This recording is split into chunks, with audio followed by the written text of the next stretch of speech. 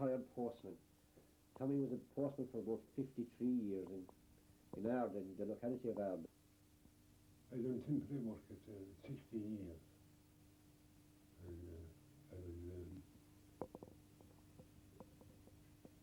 I was gone 19 when I got the job to Curriculum.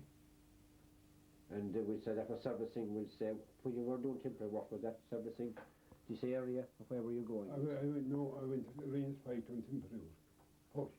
That was my first run. First run? Yeah. That's delivering posts over there, was it? Delivering posts. Yeah.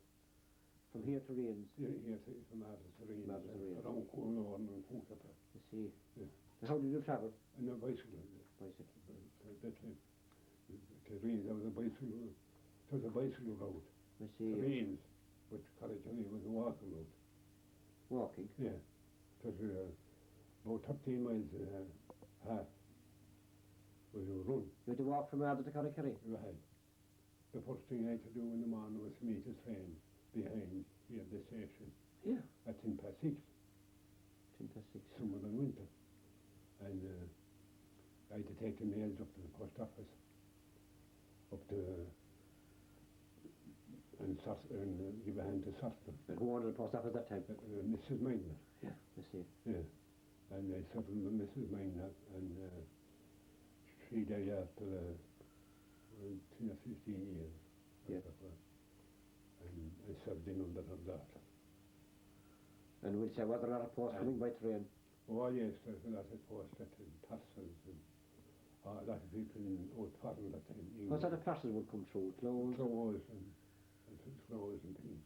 That would come from people abroad? Abroad, yes, yes. We'd have parcels around Christmas, so they'd have a lot of parcels. There are parcels from people in America and England and even local, that they send in Turkish by post and geese and I know. Yeah, all that. And you'd have to take the parcels up by bicycle to the street? Yes, and I would have a handcart to take up the mail. Yeah. And the software that would you would have to try to take in parcels out of the road, walking or cycling. And that train would arrive at quarter? So that means that he'd be up pretty early in the morning? Oh, I'd be up in the morning early. What time? 5:30? Well, depends if you want to have a breakfast, you want to be up that late. Long day. Sometimes you might hear, or sometimes you might have to go without it. Yeah. But you won't be shot and you get something or something. So what was done then, we say, you would sort the post? Sort the post in, and 3 postmen now, that's it. The whole of the 3? My father was one, and Charlie Mullins was the rest. He lived out there near McCahey's. I know. But Chris Sullivan is now. Charlie Mullins. He'd be Poppy's grandfather. Yeah. Johnny Poppy. And what about, we'll say, your father? Can you remember what it was like for him? Okay, he was going to Rains Pike all the time. I see. And he didn't be up till about 28, or half a summer 28. The mails was already for the when they come. And he was using a bicycle as well, I suppose? Oh, he was. Yeah. And Charlie Mullins was a bicycle. So then, walking back to Carrickilly, what did you want to do first of all before you went back to Carrickilly? I part to the village. Yeah. And the first run and then was to the barrack. And a couple of houses behind it, Shane's and the yard that was called it. I know. And on to Carrickilly then. And how many guards were in the barrack at that time? There was five, a sergeant and 4 guards. 4 guards? Yeah, so. Why were there so many? Was it just pretty well, they were all out in bicycles. Servicing a big area? Yeah. They had to down to your place, no? I think was that's Gunnerman's Cross. I know. That was their area. And the Rains Pike was their area. And Carrickilly was their area and behind it. I see. In Shuttle.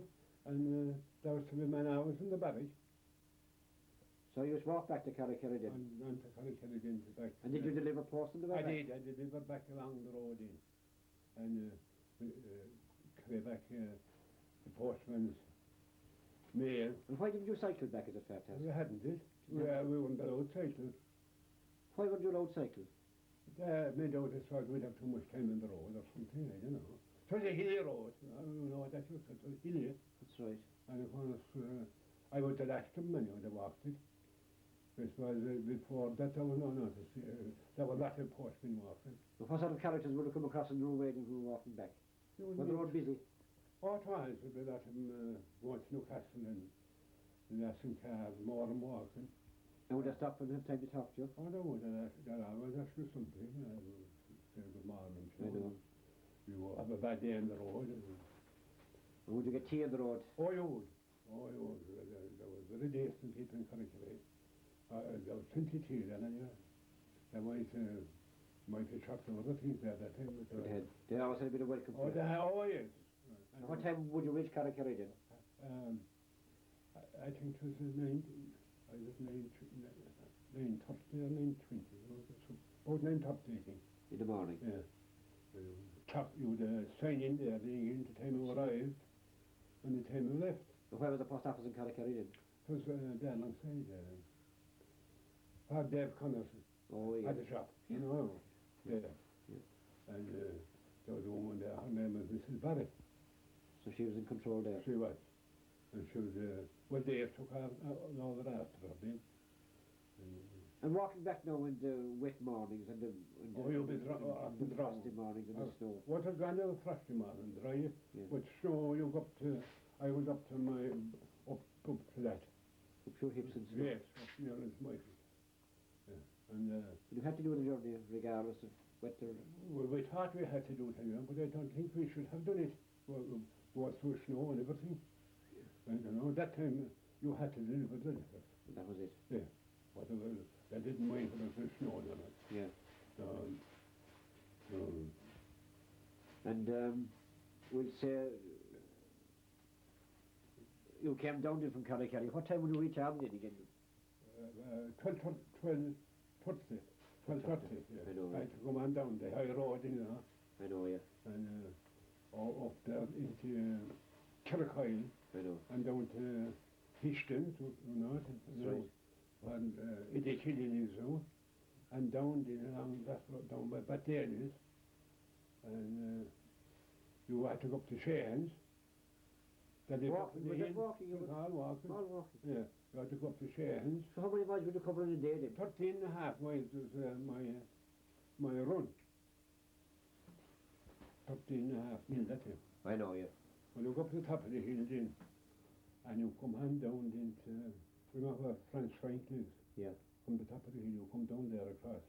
You had that, there was Kinans and Franz Frank and Jim Barry, and you come out there and Books Hill. So how many miles an average day would you cover? You cover 1200. Yeah. So after that, when you finished up with walking back to Carrickferry, what was your next job then with the post?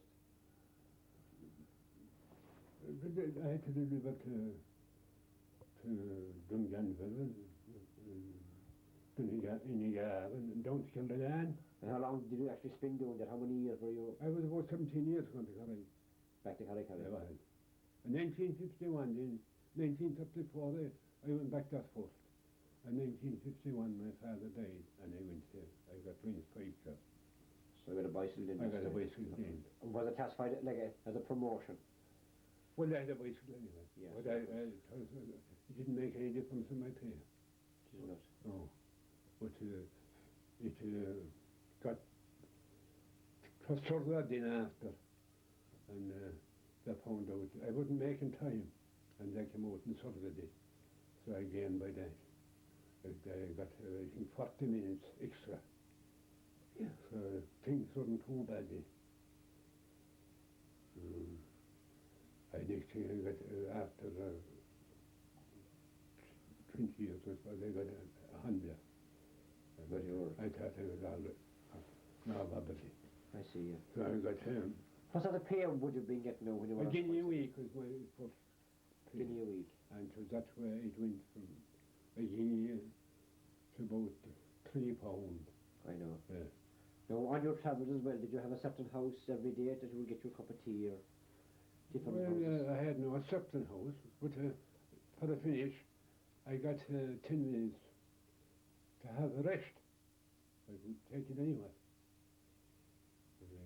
I used to go into the same house every day. I know.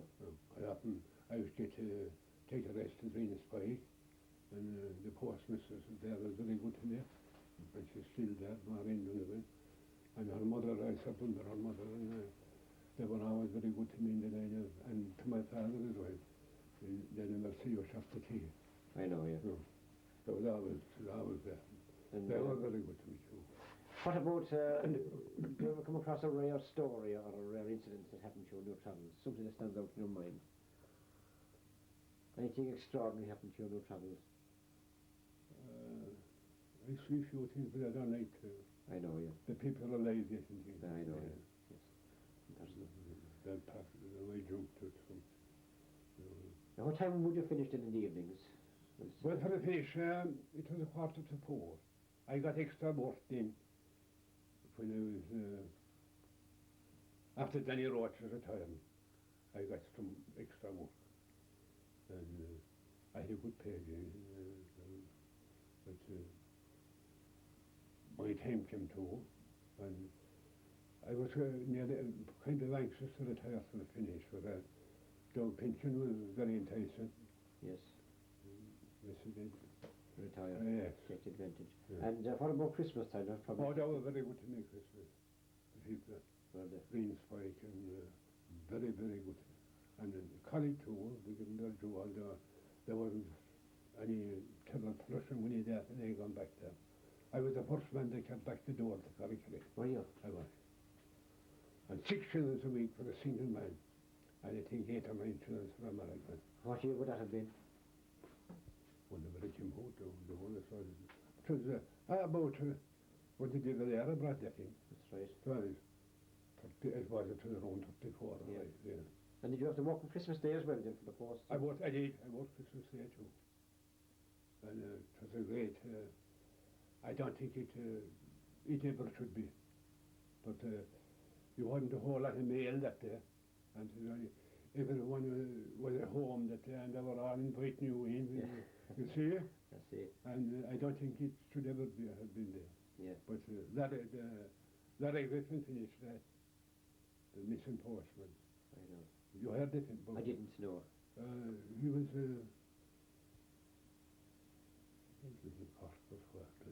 whatever he was in. Yeah. He was seen going into this hotel, and he was never seen after. My God, was that a true story, was it? No, that was true.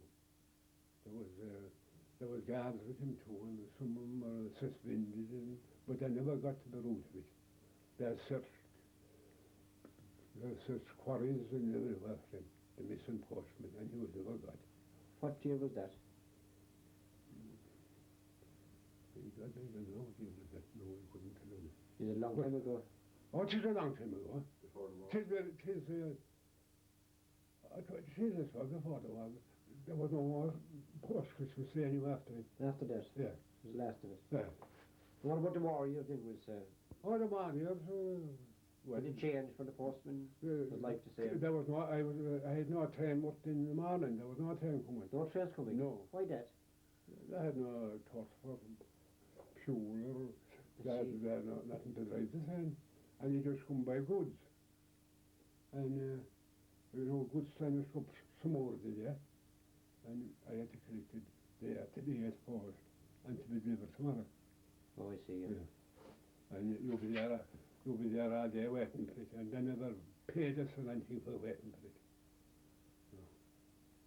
And there was a mail car then coming in the morning, they changed it to the mail car. I used to be up there at 7:30 to meet that. If that was all right for a bit, one morning might come, and for a week he mightn't come from the 10 seconds a day. I know. So they thought they changed that then. They got Mrs. Cahill, the postmistress, to pull in the mail, take the mail when to come. And I was to come and do such a thing.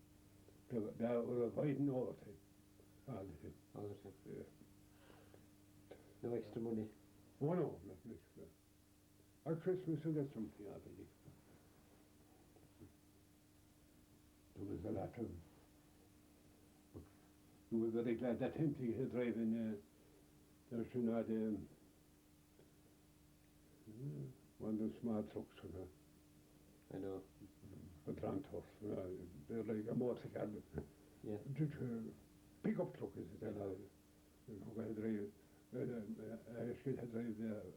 There was a man from Ballingarry going, he was going to draw that a turf. I think he was bite back. Bunny Kelly. He did since so that was him. He never patched me. You know, picked me up. Picked you up. And that was allowed. You could get a drive in the road if you were walking. Oh, well, I took it, yeah. Took it. I didn't tell him that. I took my chances. I know. Yeah. And what were the main mode of transport in those days? Bicycles, was it? Horse and car. Horse and car. God, Drantorf from the bog and horse and car. Ashes who went to the Cranberry and to all that 3 years. And we'll say, till after the war, you know. on your journeys in back to Carrick, etc., did you come across a lot of people cutting turf? And Oh, I did. I used to go through the bogs, or see them cutting it. I was a why would you go through the bogs? There the time. Shortcut? Shortcut. You could go from Johnny Connors, you know, Yeah. in there, and didn't that there was no cottage built in there. You could go across there. You have the was only some upper class. Yeah. I was going and make it nearly go to my way the same cutting turf. But I never see turf a bog until I went back there. Did you not? No. I was never in the bog. There would be many people in the bog then. Oh, there were two black people. And I was very interested the way they was boiled out chickens and all the bog. How was the boil the kettles? Make a fire with mortar and have their chickens put it into it. I see, so it's picnic in the bog as well. Oh, yeah. I would find it a grand. Yeah. And the only thing was in the bog is water. No water. There was water on all right, but you wouldn't fancy it. When you'd be used to Get it on. Yeah. Yeah. And how used to manage for grub? You used to take your own tea with you? I never had anything. I took a chance step or two. I see. Yeah, and I was never hungry in the road. Were you not? No, never hungry in the road. And you used to wear boots or Wellington? Oh, nail boots. Nail boots. Yeah. I hardly ever. The Wellingtons weren't there at the time. I don't think I put on nail boots. Would your legs be sore enough to come home? No. For the patient, I get a bit tired there. But I got used to it. I used to get tired. Well, there was a man in Carrick-Carrick and that other man who had the same penicillin. Had to walk it too. I know, yeah. And Dan Flynn walked it. And he was after, well, he was doing temporary for his father. I know. And would you meet many pony traps and horse and cows? Oh, no, there was, well, there was supposed to do with off people. They had nice. The elite, in other words. Yeah, horse and trap. I see. Yeah, there was some kind of horses and ponies and traps and I know. my travels and good ones. I know. Oh yeah. And now you would see that one riding the horse. That was right to the hunt here. Langfords and all them now and pinching the sides and there was a person that time in Ardenny Road was going on. Yeah. You were to go to hear first in the morning. Why? The English rules was English that in. Oh, I see. So he had to be served first. He had to be served first and Langford and the person he was in charge of Rat Road out there, was he? He was. Well, he was very nice. You could give him you were poor up there. What was his name? Sweeney, isn't he? Sweeney. That's in Sweeney. He was very nice man. And there was another man there after me. He was only a chap then. I forget his name. I don't know him, so I don't know what he used to be. That's what I do that when it was temporary. I know. And then you were on to the oblet. Then you had to go to Dublin. And there was a big load for Dublin one time. But that was 50 or 60. Was there? Hours. And they were very self-sufficient, I believe. Oh, yes. For the finished game, the whole time changed. There was some sense of the port. But I was to come up to the paper. I know, yeah. And I had a motor car too. All the time, didn't have a motor car either one. Can you remember the first motor car in Arden? Oh, Jim James. He lived up there now. What make of car was that? A Ford, I think. There was no glass in here, that, you know, that sility. Oh, I see. There was no glass in the windows. No, it was, they were the windows. Oh, I see. Yeah. He lived up there alongside Brentwood, is it? I know. And did you own your own bicycle when you were growing up? I didn't own my own bicycles when I was over 20 years. The first bike I got, it was a cycle. Joe Hartman. Newcastle West. He lived down Wellesley. Yeah. He had a grand bicycle shop there one time. But Hartman was the agent for the Raleigh. I know, yeah. Because there I got the first bicycle. And you did many a road, I suppose, when you got the bicycle. Oh, I did. Yeah. I travelled enough. Travel many miles a I day, did. I suppose. I did. Testing it out. I did. And Daredevil stunts, I suppose. I remember too. I did the first one didn't hold me down. Did it not? What happened to it? That was a hitting. You crashed against something. Broke. And tried to go up hills and little couldn't go up. And but that he took the second one and I went ahead me a couple of years. I know. Yeah. And the mind in the second one did. I did. Do you remember the penny farthing bikes? No. No, they were gone out. Oh, no, not. But I remember the double bar bike. Oh, double bar and 2 bars. Why 2 bars? I suppose to make it stronger and heavier. For men like yourself, because they've been trying to burn out the bicycle after 2 years. Porsche we had them. Oh, I see. Oh, no, they give good life, I suppose. They're the one. We want to make a pony to show. Yeah. Pretty heavy bicycle. Because I was young and mine. And the roads were very bad, you know. They were all stones. Oh, the light, they were. All holes and big stones. They weren't as good as that today. Oh, I know. Oh, I know. Oh, I put before the roads, the time later what year, you'll be away with it. Be well off. I'll be kicking nails and a few of the nail boots. Would you? Oh, the big old stones I was putting the road.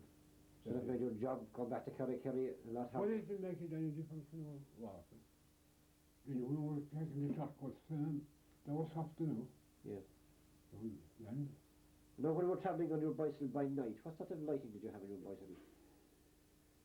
Did you have lighting at all? a flash, the battery one was the flash lamp, right? The flashlight. What was before that? Carbine. And how was that? Operated? That was the term you put into a lamp, and you would have to turn on water, Water. and pretty much there was a ton of smelt from down carbine. Yeah? And it's supposed to be a good light, It was a good light. but to this you don't know. It goes flooding, I would say. I know, yes. You should only turn this, turn on. Gradually. Yeah. Now, there was no one like that time. It wasn't the post offices or anything. There was no. And were the guards very active that time for no lights and bicycles? Oh, and that was it. Weren't they? Oh, yeah.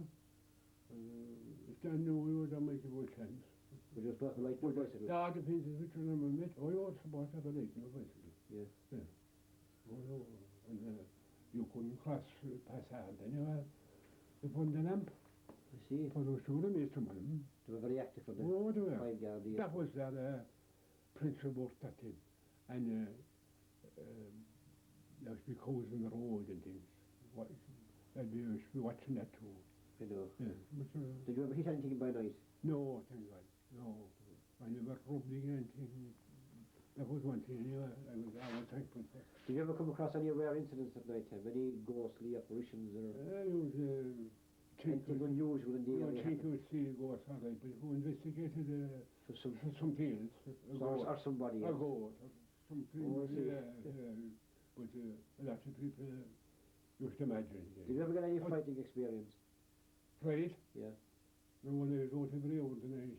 No fright. And I never see anything. Unusual. No. No. Oh, you might have I never got a fright. No, we get a start. I know. No. But when you used to go in at night time for entertainment, Go to the pictures. pictures, Yeah. where? Look at we've got Latchers and Ashes. Yeah. And what was your favourite picture? Can you remember it? Was Nellie Kelly and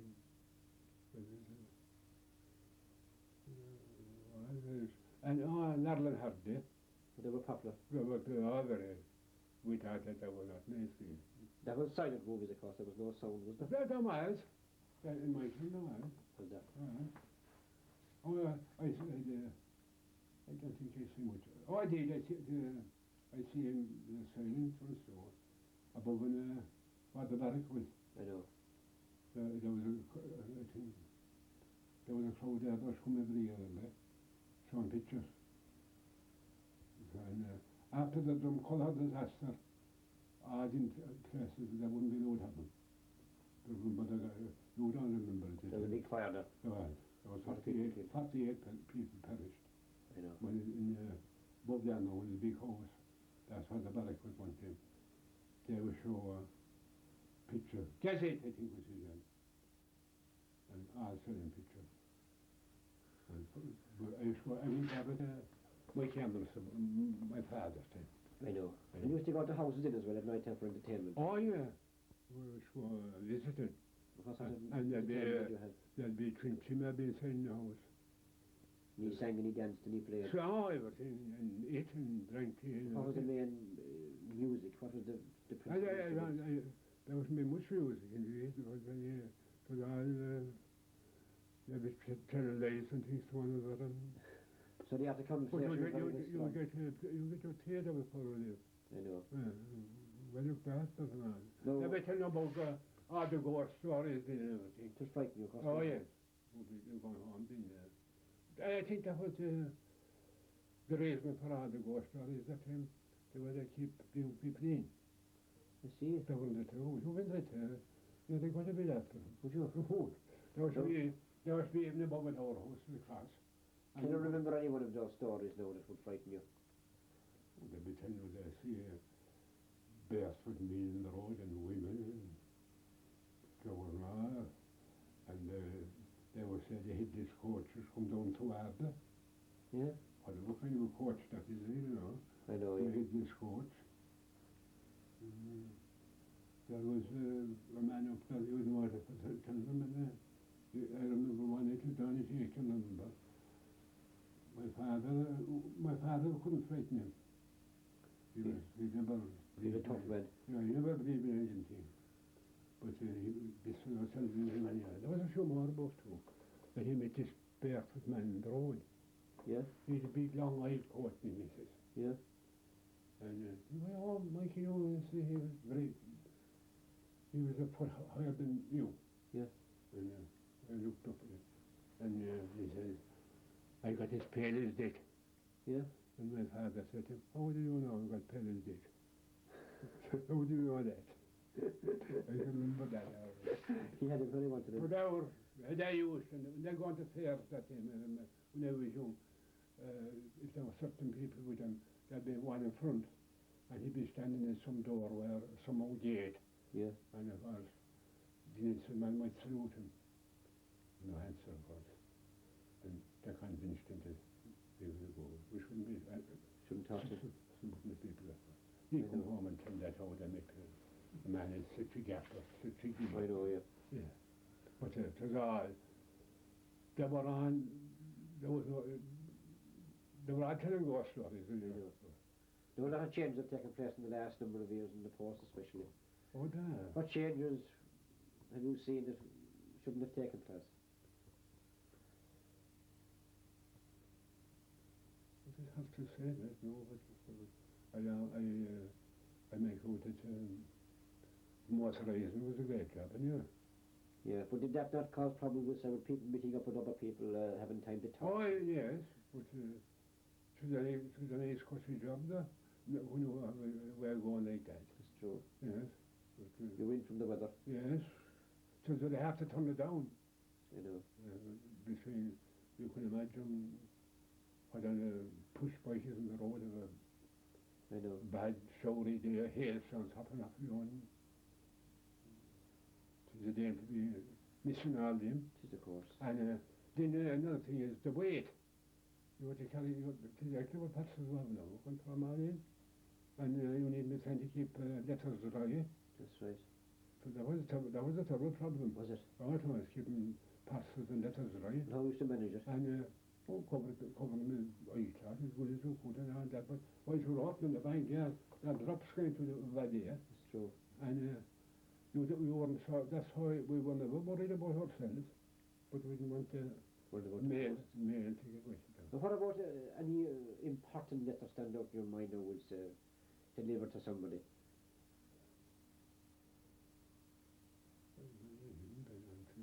Very important mailers, pension and things. I know, yeah, they just have to be minded. Yeah, I can mind it. Oh, you have to mind them all. You go in there and off the road, well, you couldn't maybe cycle. I know. There. But you had to carry the whole lot in your back and mind them. You couldn't let them in the side of the road. What about dogs?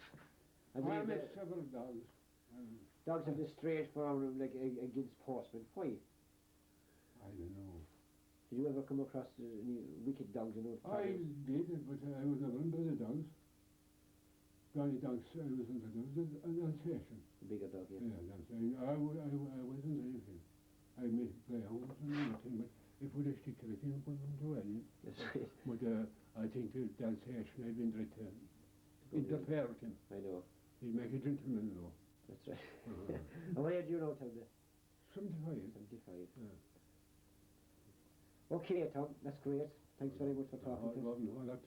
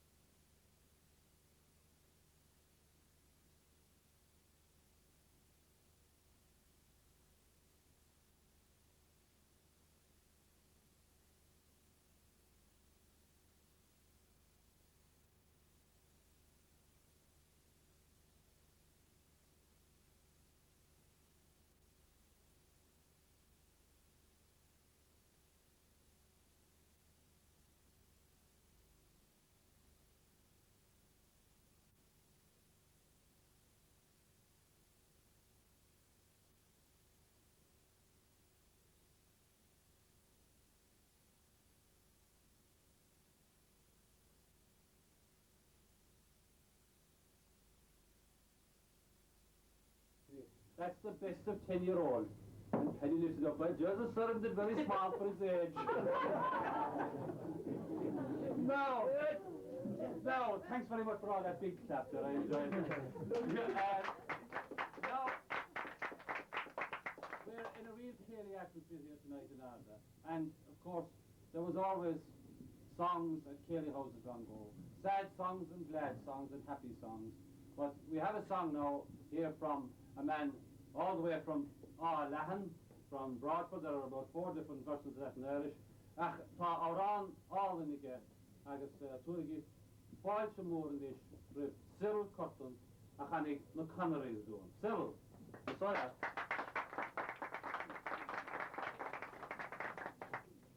Builan an tálan seo le seachtain nach a hocht ná an ein sin agus churug mór an daoine chasára an tramód mar daoine bhí ghuina riamh hasanna sa tíir seo dibríoh gúil as an tíir agus chola gach duine bhí Ben James Land agus seo árán bhí an tréimhse sin de Canaries.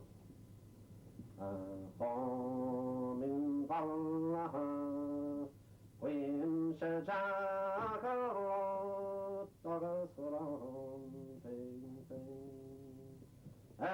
an gas road at on canruta God alone is it I yarvin alone God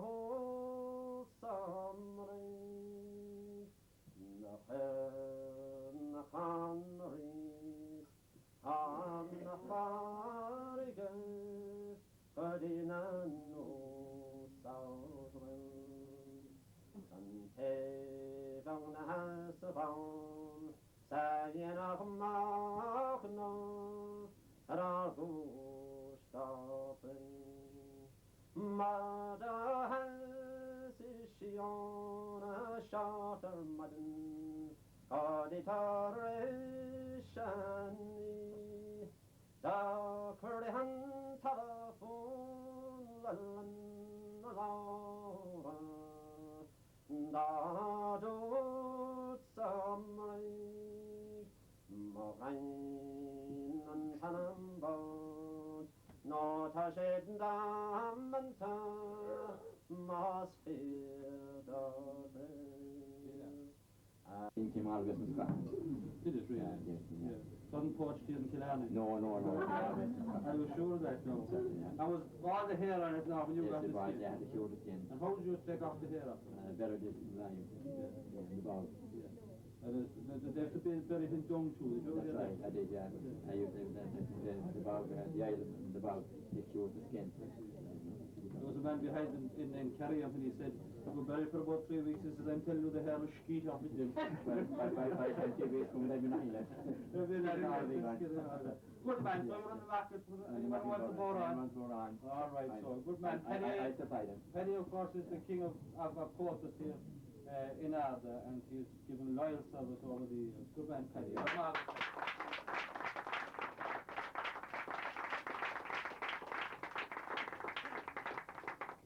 Now, I see a lot of good-looking little boys and girls here from Arda, all the way from Arda, and they've started a set not so long ago, only about a year and a half ago. So let's have you out on the floor and rattle it hard and give it everything now for a good set. Come on out here. What do you think? Come on out there.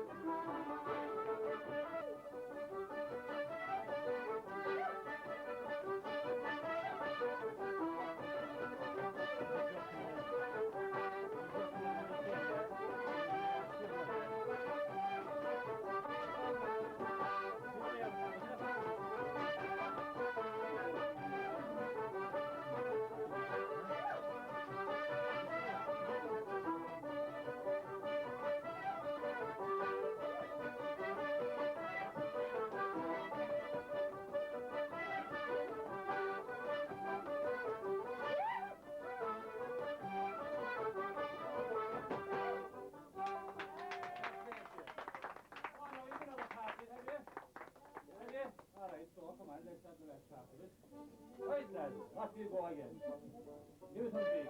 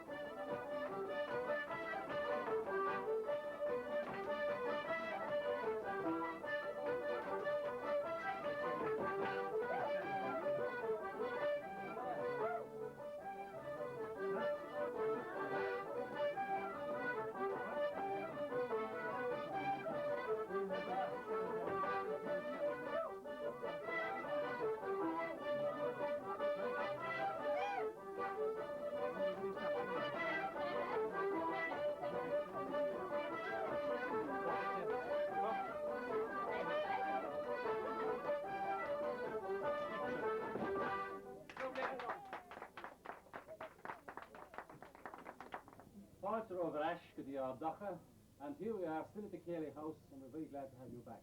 Now, a very old military two-step, I suppose you could call it, was known as Father Halpin's Top Coat. That's right, Jim. Father Halpin's Top Coat. And we are going to have two here to dance it for us tonight. We're going to have Chris Scanlon, who is our banatee here for the night, and also Paddy Daly, whom you met before. So give him a big welcome now for Father Halpin.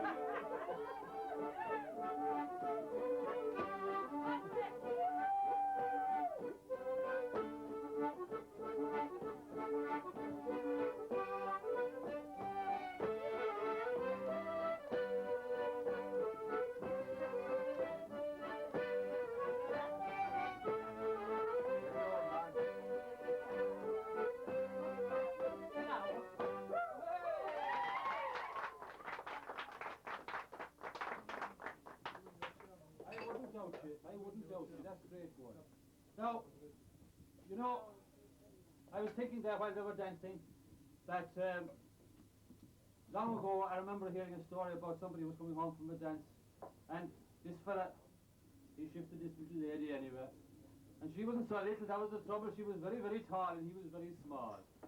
But anyway, they were going along the road and she said any chance of a little kiss at all.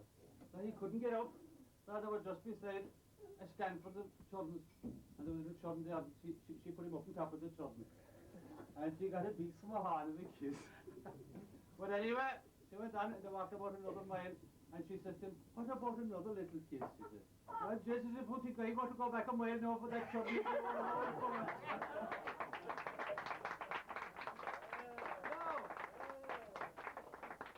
enough of that nonsense. Now, there is a man here in West Limerick and in Rooska, here near us, who is known the length and breadth of this land as a traditional singer, ballad maker, and he's been singing ballads for a long number of years. Somebody told me he was singing at 2 o'clock this morning, and I'll guarantee you this much, we'll be singing at 2 o'clock this morning too, before we're finished. But as I say, he's famous throughout the land, and he has his own distinctive style of singing. So would you give a big welcome now to Con Graney? Come out here.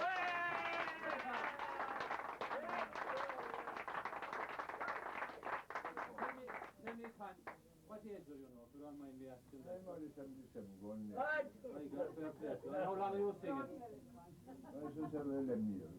You were singing before that, sure. I was singing before that, but I was singing good in. I'll tell you this much, that there's one thing that doesn't disimprove with the age of singing. I think it improves with age. So I think that I know that you're singing as good as you ever sang. I know. I suppose you were born inside the church when you were being baptized. I was baptized, all right. Oh, very well. Well, can you open up the songs? Yeah, I have a lot of songs, but you know, the point is that... Well, now, well, you're singing a few of them for us now here tonight, I hope. But I've been asked very specially to ask you to sing the song about the Newport Fair. That is one of your all-time favourites, isn't it? Oh, God, it is. But sure, there's more and more can be sing more. Well, we might sing 2 or 3 of them, sure. Well, sing, God pays everyone off. sing first. And if you keep going with that taters while he's singing, I'll choke you. No. There's a man here, they went back. No, you sing first, whatever your own choice first, and you sing a couple for us. Go on anyway, kind of, and face the camera down there and sing into that. You want to go? You're all making it. Whatever you want. Right, Con. No. Why not, Joe? I know, I'm all right. Did you hear what the young fella said behind him, Kerry, long ago, when the bishop asked him a confirmation? He said, can a man marry twice? And the young fella said, what's to stop him? Give us your part for I don't want to stop him enough. Don't want to stop him. I don't know what I get myself get to. No. But he's a housekeeper you want, you don't want to put any blackguard.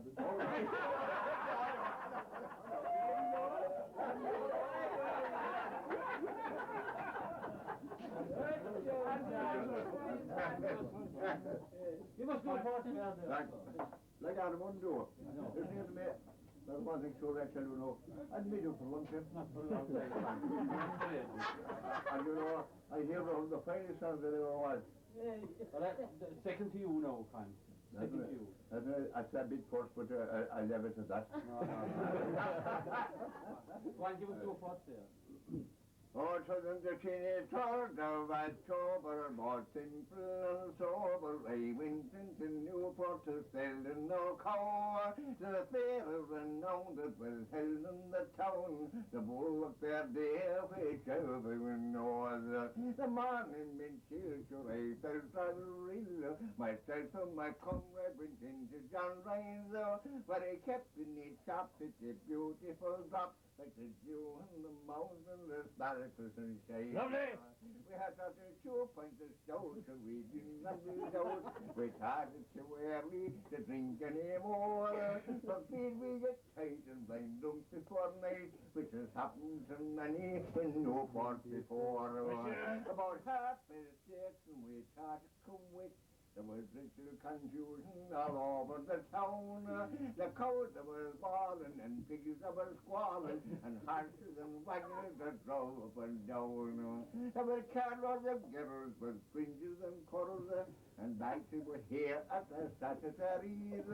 But when they came down and walked up to the town, there were stockings or spatters right up to their knees. Yeah.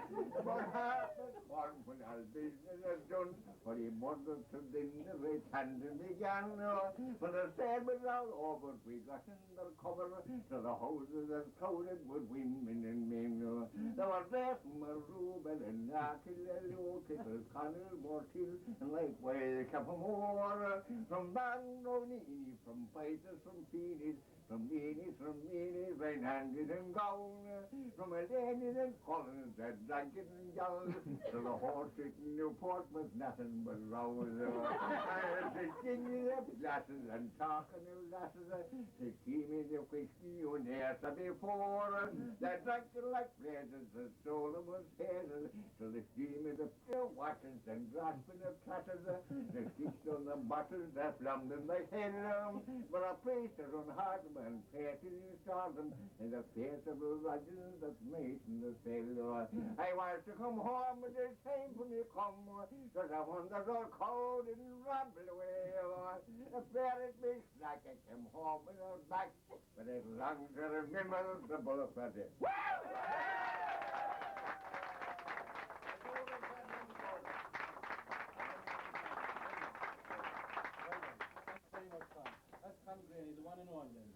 The one and only. You're immortalized forever now. I'll be all good Joe. Oh, yeah.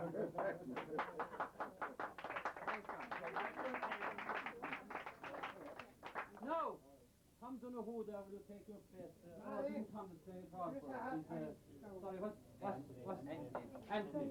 Anthony is playing now for our next dancer. And we have a beautiful, beautiful dancer for you now. Conor will go on.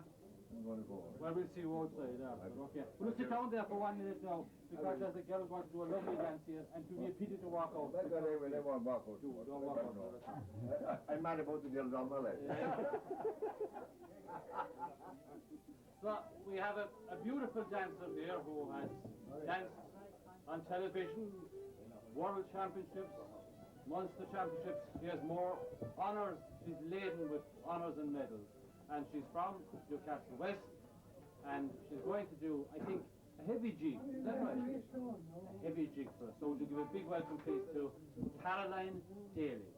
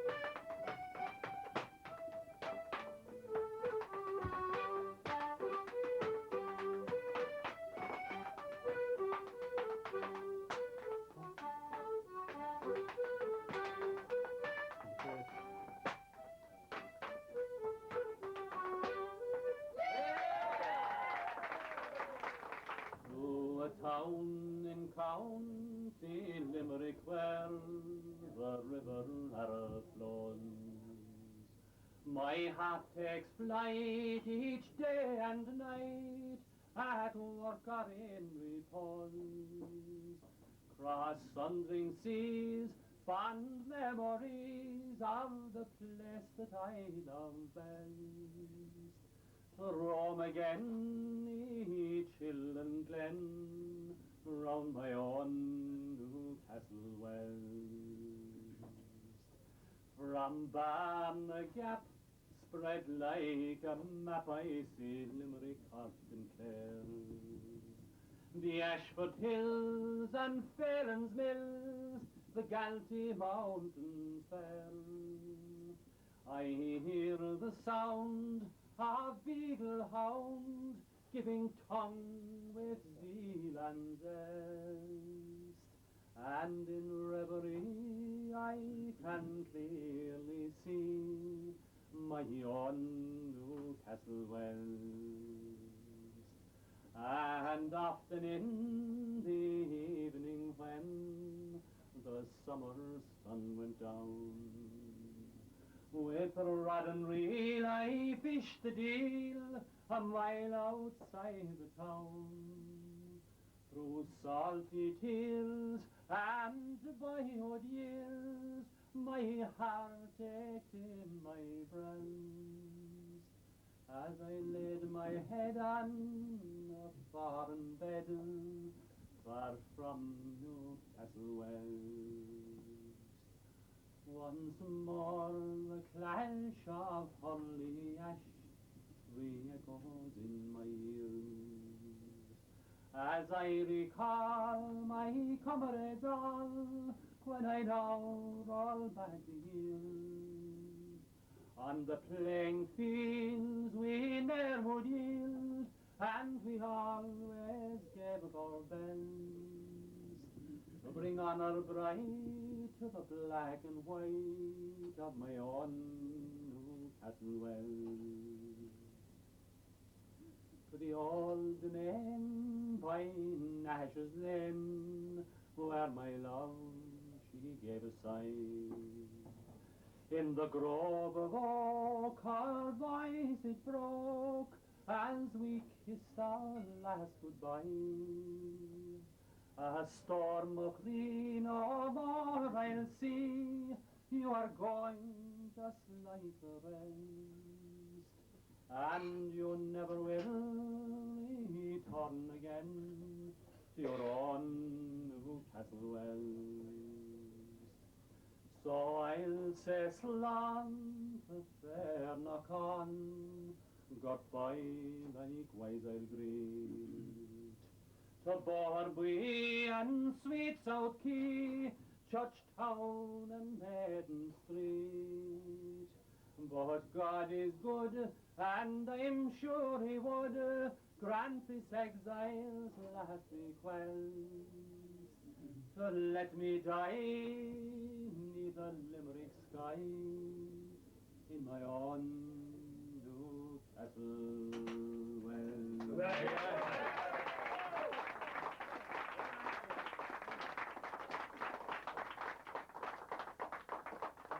Could have been about his Blair and Son. That was a little song I composed myself not too long ago. Now, we have all sorts of activities here yet for you tonight in Curley's in Ardra, where we're having one whale of a time. Believe it or not now, we're going to be in Curley's, Neary's, like drunk, half drunk myself tonight. I don't know whether I'm coming or going, you'll be all upset. Now, between everything else, that's what I was trying to say, is that we're, among other things, making bread here. At 11:45 in the morning, we're making bread. So look, I want you to give a big welcome here now to Chris talk. No, one is just who can do it on the television. Why can't you? Don't be licking your fingers now like that. That is very nice. No, what you do now? You swear up to the camera like that, yeah? There you are. You mix the flour anyway. Flour. That is jelly over there. See if it's done right somewhere. Right, you put it in the big stop, did I? No, that's right. What does that do now? It's a smart bit on you, only a smart bit. You wouldn't want to put too much in. It'd be up like a porcelain cake. You wouldn't use it at all. We couldn't have that. Is that skim milk now? It is.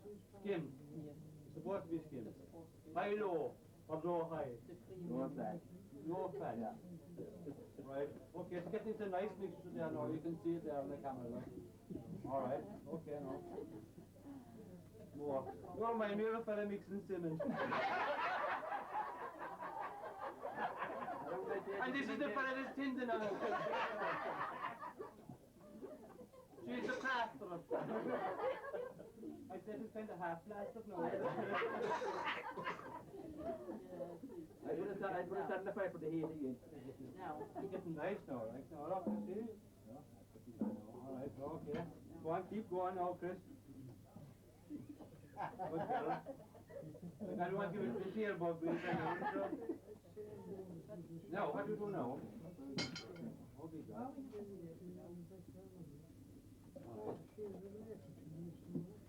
I got him. I'm going to be enjoy this. This is nice. What a bit, Jim.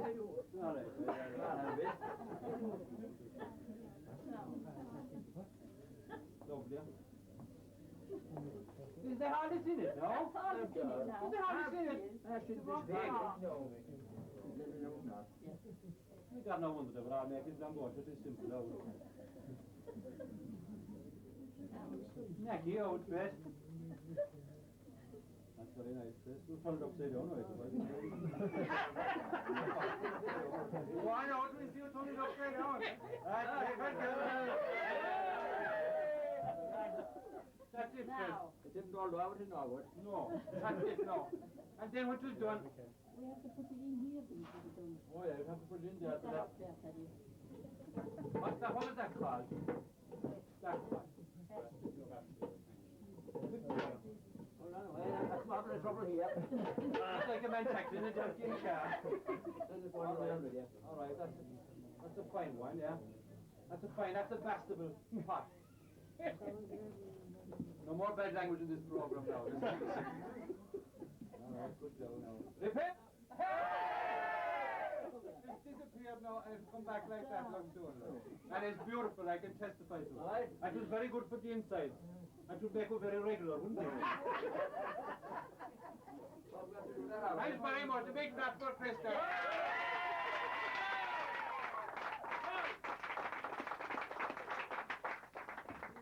Now, I'm going over from Chris here.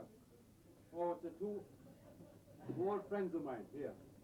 And this is Jim Heffernan from the old mill, Yes. better known as the Jimmer, right, Jim? Yes, all right. All right. All right. And Joe here. Joe is from Arda here, aren't you, Joe? You, pardon? From Glenville, Arda. That's right, yeah. Jim, Yes. what age are you now? 85. You're not. Yeah. You're telling me a lie. I haven't said. And you're after having about 3 or 4 half points tonight, I suppose? Well, I'd say I had about 4 1. Yeah, well, you would be partial to a little drop of weak wine there. Well, Jim, you came from a place called the Old Mill, but that's not the right name for the Old Mill. That's not the right name for it. The town that is Yeah. Ballyen. It's Ballyen. And Ballyneen isn't far away from here. No, it's Bounty. It's And Bounty. Balnabairn is And Bounty. Ballinaberne. And when you were going to school, Jim, how did you go to school with your bare feet? I did indeed. You did indeed, and so did I, for a long number of years. We bashed my mother in the month of May, and we live off our shoes Yeah, today. that's true. And half the time you'll be leaving off your shoes in answer. Yeah, that's And you'll be true. hiding them in the ditch, I suppose, Oh, and collecting them that's coming home from right. school. That's true. And where did you go to school, Jim? Ballylocan, was it? Ballylocan. Half a mile away. About a mile, I suppose. And where did you go after you left the national school, Jim? Going to school, and you left Ballylocan when you were about 15, did you? That's right. And you didn't go to school anymore, did you? No, indeed. But I can tell you this much, I know many a man who went to university is not half the education that you have. Had you good teachers? One teacher we had. A one-teacher school, was it, Jim? One teacher school. That's right. His name was John Condon. From Condon. Where was he from? Was he Newcastle Condon? He was a Newcastle man. He was from Maiden Street, in fact. Was he really? He was indeed. I see, yeah. He was. And after that, Jim, did you go working on the farm then after that? Oh, straight away. Straight away. But you didn't finish your education when you left school. I think you started your education when you left Well, school. I suppose so. Because you read very widely, didn't you, Jim? I did. And you were always a great man for the library. Yes. And we have Aileen here tonight, the librarian, who's a great addition Yes. to Newcastle West. Very And I true. suppose you go into her a lot and get books from her. Well, yes, I get books from her. You do. I do indeed. And you were a great man for the drama, Jim. Oh, well, yes, that's true, too. Oh, that's true. You went to every play that was in West Limerick, I'd say, Yes, for the next. that's very true, too. Yeah. You used I to go did. to Charleville to the festival. No, I didn't do You it. used to go to Writers' Week, Jim. Oh, I used to You indeed. used. I I often used met you at indeed. Writers' I Week. did. And you were a lifelong supporter of the Longfellow. Oh, You tell me cases. Well, you were a lifelong supporter. I was. Well, that's true. That's very true. There's no need to deny it. No. Have we got no? No. Have we got no? Right, Jim, we might get back to you again in a moment. But Yeah. here on my left, or on my right, I beg your pardon, I have Joe. Joe, what's your second name, Joe? Danaher. Joe Danaher. And you're from Arda here, Joe. And you're shoving up, pushing the 4 years too, Joe. I'm too far away from You're not too far away from it. And what were you by trade, Joe? the tailor. You were a tailor, yeah. And will you tell everyone here now what a tailor's goose was? You know They don't, half the people don't here know now what a tailor's goose was. Geez, they all know it. They do. An iron. It was a iron, an old-fashioned iron, isn't that right? old-fashioned iron. It was heavy, Oh, it's big. a big lobber of an Oh, iron. it's tall. And how used to heat that iron? It wasn't electricity that time, Joe. No, it was a little stove Right, and plates, and the iron was laid into it and the fire underneath it. right, and it heated it, yeah. Yeah. And would you have 1 or 2 in there at the time? You'd have 3 or 4 irons at that 3 or 4 geese, Geese. or yes, gooses, goose. whichever it was. Or ganders. Or ganders, there might be a few ganders in there too. So, anyway, you'd have to be careful to take them out. You'd have to get a cloth or you'd burn your hand, wouldn't you? You would. And you used to sit cross-legged up on the bench. I used to. That's the way I remember the tailor I used to go to. And did you ever put Who a... was he, though? He was a fellow called John Murphy in Listowel. Oh, the store. He was. And he used to put a double... Was he dumb? Yeah. He was a half dummy, he was, the poor man. He could talk a bit. And he used to put a double seat in the back side of my trousers. Did you ever do that job? Oh, indeed I did. Because the trousers would get very worn and you'd put a big double It was seat a in it. rail go that time. Wasn't it? Cause, Yeah, you put a double seat in the trousers. but there's no such thing as that now. Never they throw them away now. If they get one little bit of dirt in them, they don't even bother cleaning them or washing them. But tell me this much, where did you go to school? No, Dad. In Arda. And who taught you? John Connell. John Connell that taught you He here. came from Kerry. He did, yeah. And what age were you when you left? 16 or 15. Yeah. And did you go into the tailoring trade I straight did, away? I did, And how come you picked the tailoring trade? Were you always handy with the needle and thread? Yeah, my aunt was married to Lacey, I suppose. And that's how Was he a tailor? He was. Inside Newcastle? Crossing. I think in South Key. J.J. North Key he was. High-class tailor. J.J. Yes. High class tailor. Yeah. Is that right? And had he more than one tailor working for him? Yeah, geez, there was 7 or 8 of us. 7 or 8 of you there. There you are now. Think of that. That time. Yeah. And how long did you spend with him? I spent a good few years. And did you go to Rathkeel then for a while? I did. And from there? I worked in Arda for a bit too. Did A you? cousin of mine, he died. Is that right? And I went to Rathkeel then. Yes. I worked with Jim Hayes. Hayes' band. Oh, yes, I heard of that, yeah. And he died there late, a fortnight ago. Is Died that in so? Dublin. And you went from there to Limerick, I think? I went from that into Todd's? Yeah. And how long were you in Todd's? I was 20 years. Were you? And did you come back out home then again? I did as And you turned to the trailer, you turned to the tailor trade here, did you? Yeah, I did not. You didn't? I No. don't even have job like Yeah. that. And are you married, Joe? Oh, yeah. Yeah. And have you a family? I have 3 girls in it. My son is in the army server there. The fellow goes around in Is the that right? Yeah. airplane. In an aeroplane? Oh, by God, he's a great job flying all over the country. He finds Taking photographs of Jim Heffern's estates out in the old mill. He found that fort above in Ballylin there. He found the fort in Ballylin, did he? But Ard is a very historic place anyway, isn't it, Jim? It is. Oh, my God, it is. Very, very much so. Yeah. So now, Jim, do you still read?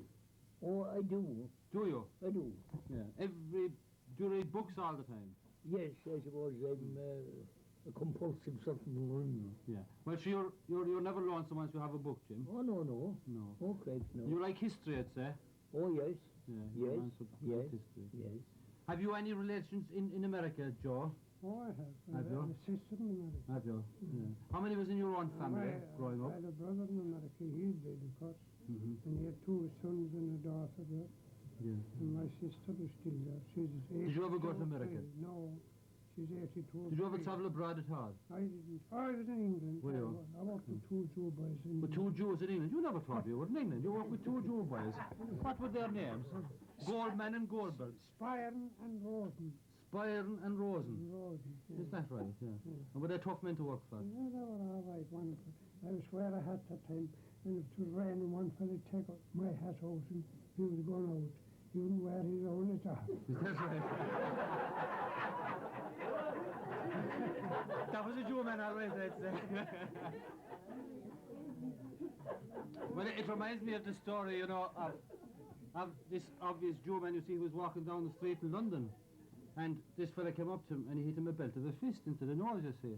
And he said, what do you do that for? He says, you're the so-and-so that sank the Titanic. What are you talking about? He says, it was an iceberg that sank the Titanic. You're a Goldberg, Rongberg, Iceberg, you're all the bloody one, he says.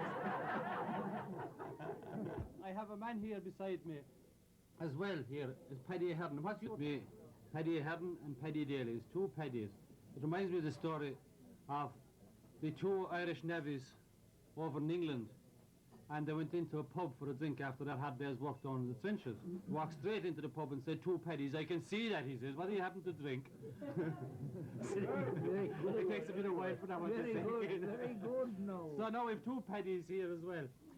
First of all, I've Paddy Ahern here alongside me, and Paddy is from Glensharald, and Paddy is one of the best known historians here in West Limerick and in the County Limerick indeed, and further afield, and he's edited journals and books all over the place. Paddy, Glensharald was a historic place. That's true. Well, it became historic simply because of the land war and the evictions along the planning campaign. It was one of, apart from, it was one of the second principal one in Ireland, we'll say, the land war. The first one was in Mayo, as you know, Captain Boycott. That's right. The second one was Glensharald. It made world headlines, not alone in Ireland, in the House of Commons, and America as well. Because there was 3 separate landlords. The first one was, his name was Yielding. And he was an outstanding landlord. There was no problems with him. No, he had a good name. He had a good name. And then a man named Burke took over from him, and he was a fair landlord as well. But The Springfields didn't cope as far as that, did they? not as far as They were good landlords They too. were, that's right. Well, of all landlords in the County Limerick, this man was an exception. His name was Delmage. In other words, he was of German descent. And he changed his name from Dalmage to Delmage. Was he one of the Palatines? He was, that's right. So,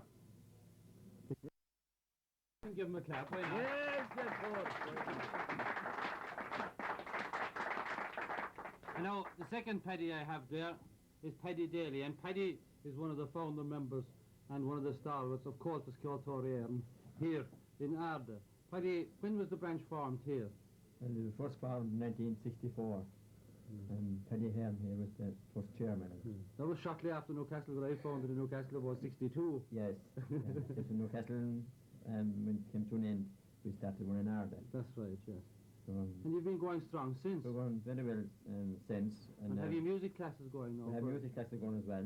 And set- In 71 and 72 we had the Flag Show here. You had, yeah, the Limerick Black Show. Limerick County Flag Show. And Yeah. then we had 85 and 86 Yeah. as well, 2 years again, the Flag Show. Yeah. So with the youngsters we have at the moment, they're marvellous to keep it going, like, you know. Because a lot of the old traditions, they're all immigrated, and some of them they just lost interest in it, and it's the youngsters, the Grainas and Anthony Murphy there, and John Mullins and them. But There's the not standard at the of moment. young people's playing Yes. has gone out of all bounds, It hasn't has, yeah. I would really appeal to tremendous. every youngster. We have classes every Monday night down here at the hall in Arda. We'll be starting next month. And I would advise all the youngsters to come along and take up our tradition. Yes. As you know, we won't be always around. We'd like somebody to carry on when we'll be gone ourselves. That's the way to say it, Paddy.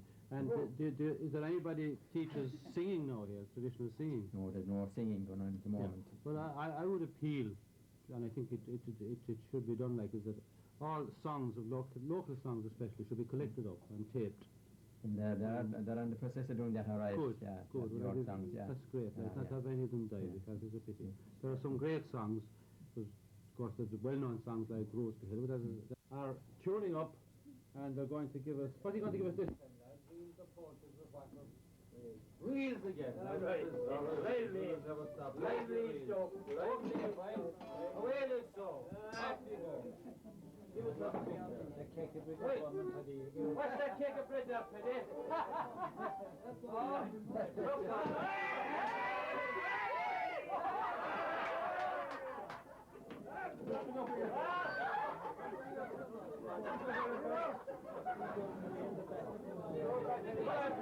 Right, lad, come on.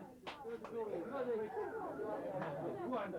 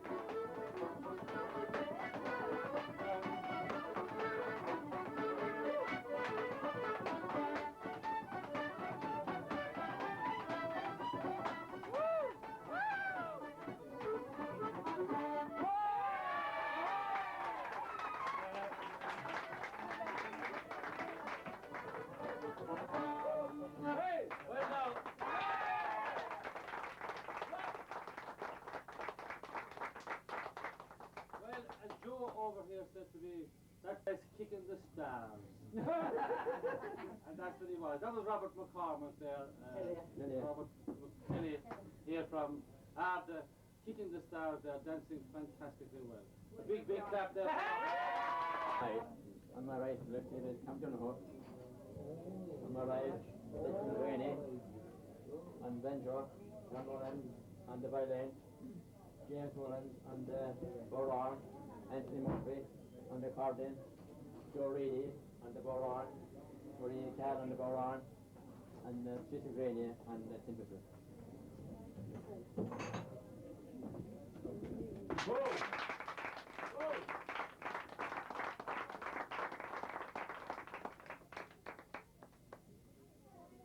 A great crowd has gathered outside of Kilmainham.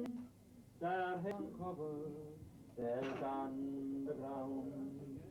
For inside Acton prison lay a brave Irish soldier, his life for his country about to lay down. And he marched through his death like a true son of Ireland.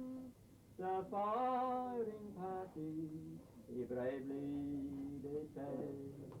When the order rang out, present arms and fire, James Connolly fell into a ready-made grave.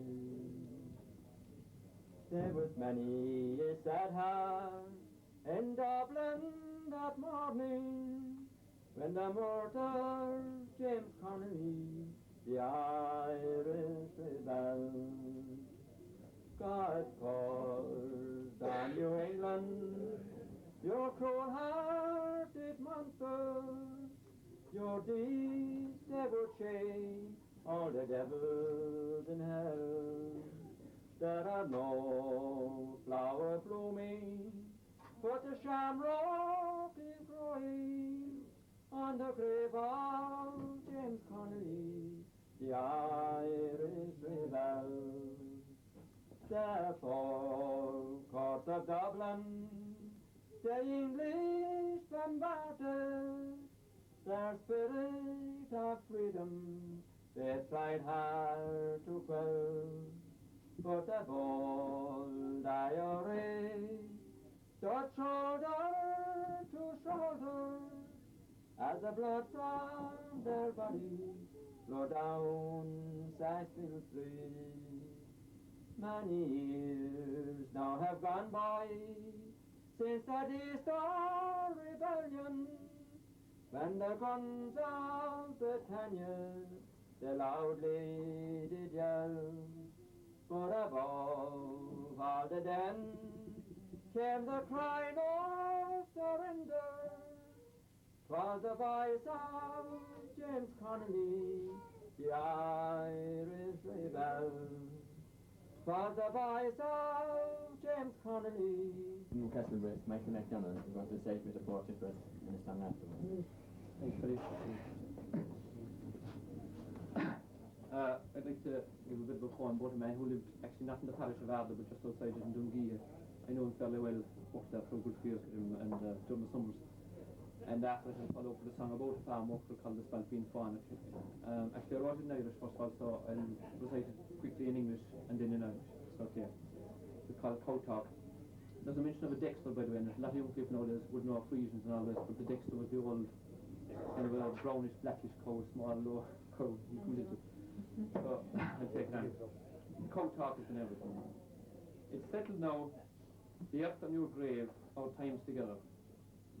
Now let us pass judgment on the meeting of minds that set off far-fetched talk while we milk the cows. Yours was the farm, the cows, the work I gave, but we were comrades amid the tomfoolery. We put water in the Dexter's mouth, and the blind who wrecked the electric fence. The camel who brought with her sticks the beast, and little Dore who often talked of the Olympics. Certainly, were a psychiatrist to deep plough your imagery, he would discover a golden chalice of suffering, in which flowed the cow drama. But you're now settled, Willie, hidden from eyes and questions. Little is heard among the cows now, at milking time in Dungee. So Socra Henish and Crear Duig and Cadra Vadring. Anish, Danamish, Brehunas, or an Tangaval Intine, as Brian Kite, Crakalta, or Smith a Crew no more. Well, Yaksa and Erim, the Ba, and over the Hugson. Aqua Cumradi Shin, and Lake Youth. Hermer Kind to Mail and Dexter, of some Dowlish Christmas St. Selector. And Camel, a Lugray, Rules and Yetter, of his little door, a Hagar Dominic on Olympic. Kainte, Kinte, Daniela Shikoli, Diane Thrower, Fred Holy. Jukuka Kalish Orga Follinga, after Daska Dram in the Moor. Or Powers the Crayanish Willie, or who is this or Kishtina. Ni Cluster Moran and Ish Willie, on Crute Nungi. So.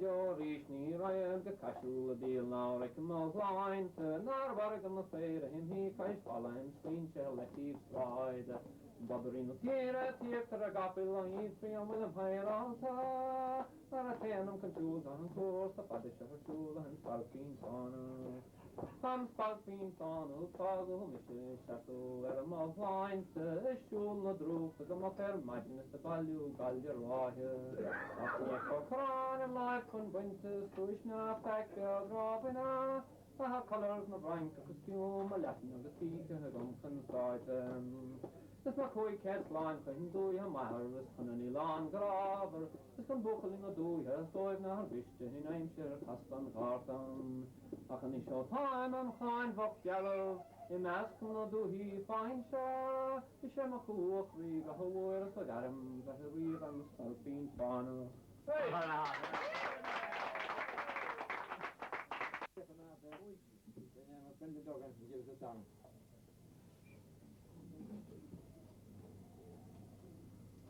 Evening being on the month of May, I strayed into an old churchyard for to say a little prayer.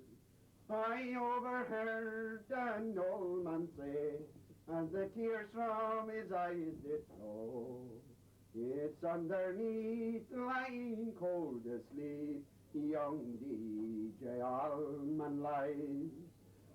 Raise up DJ Allman, raise and tell me true, who came out at Headford Station that night along with you, who stood behind that platform and fired that signal gun, who fought and died for Ireland. It was you, my darling son. Now the man who fired that signal gun, he now lay stiff and cold. And beneath the hills in Kerry, where the wine blows cold and high, it's underneath lying cold asleep, young DJ Allman lies. Now the day of his funeral, it was a glorious sight to see 24 clergymen, and they all dressed up in white, with his cap upon his coffin, and his rifle by his side, and the green flag waving over him, the flag for which he died.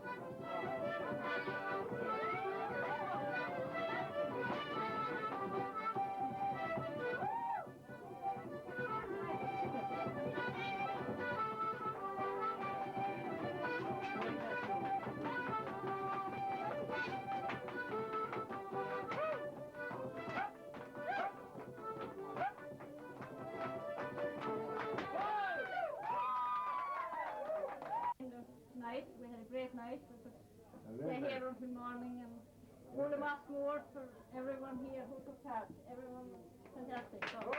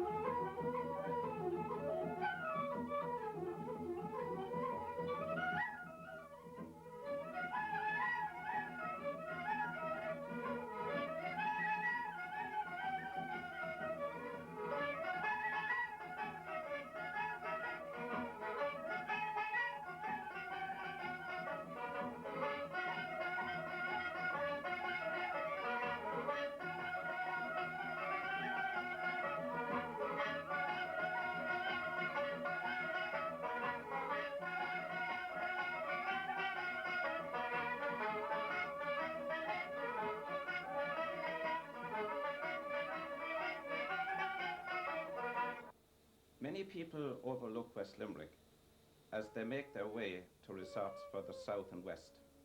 Their haste is truly their loss, because West Limerick has so much to offer, fascinating to the inquiring mind and pleasing to the discerning eye.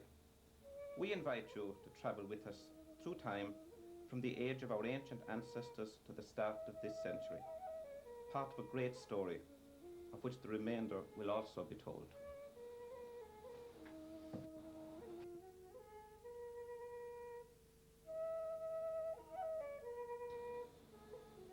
It is difficult to visualize what West Limerick was like thousands of years ago, but there is no doubt whatsoever that much of the district was well populated. A brief study of the map of Ireland reveals that the mouth of the Shannon could provide a safe haven and shelter from the stormy seas. We can conclude, therefore, that very early in our history, sailors rowed their boats into the mouth of the Shannon and up the estuary until they came to the low and fertile shores of Limerick. Here, they were glad to beach their boats and make their homes. It is most likely that these very early settlers did not know how to spin, weave, or make cloth, so they covered themselves with the skins of animals. We can also safely assume that practically all of this area was covered in thick forests, giving shelter to wild animals such as the boar and the great elk. As the years passed, other settlers came who had a knowledge of farming. They brought grain and cattle. Their implements were still very primitive, and so they could only work in places where the soil was light and easily dug. This was known as the Stone Age, and this find from Currachase, now in the National Museum, shows the primitive tools used by these people. Then a new wave of settlers arrived who knew how to make weapons, tools, and ornaments out of bronze. This selection of bronze finds comes from various parts of West. This was the Bronze Age.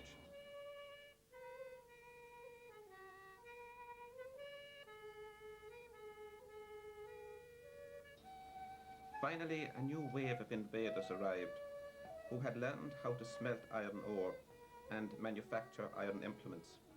These were the Celts. The Celts divided the country into a large number of districts, or as they were, Tuatha.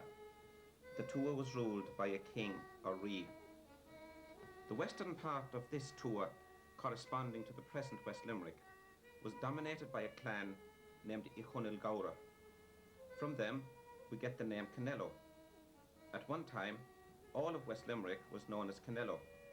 Later, it was divided into Upper and Lower Canello, and this, in turn, divided into baronies following the feudal system. So, in the north, we have the baronies of Lower Canello and Shannon, and in the south, Upper Canello and Glenquin. The names Shannon and Glenquin were given because they were the sites of the first Norman castles in their respective districts. In those far-off days, there were no towns or villages. All that now remains of the dwelling places of those people are the round grass-covered mounds called forts that are so numerous all over West Limerick. When the surrounding ditch was made of earth, they were called liss or rath. When stone was used, they were given the name care or cashel. Large fortified strongholds were called dunes. So many of our place names still bear the titles of these ancient habitations. Places such as Cahermoyle, Rathkeel, Lisnaculla, Rathcahill, Caherhays, Lissunishka. This is Ballyleen Hill, known locally as the Black Hill. On the summit of the hill is the largest fort in Ireland, 52 acres in extent. In the immediate vicinity there are 16 more forts. Many are connected by underground tunnels. This is Rirasha Fort, where the Ardagh Chalice was found in the month of September 1868.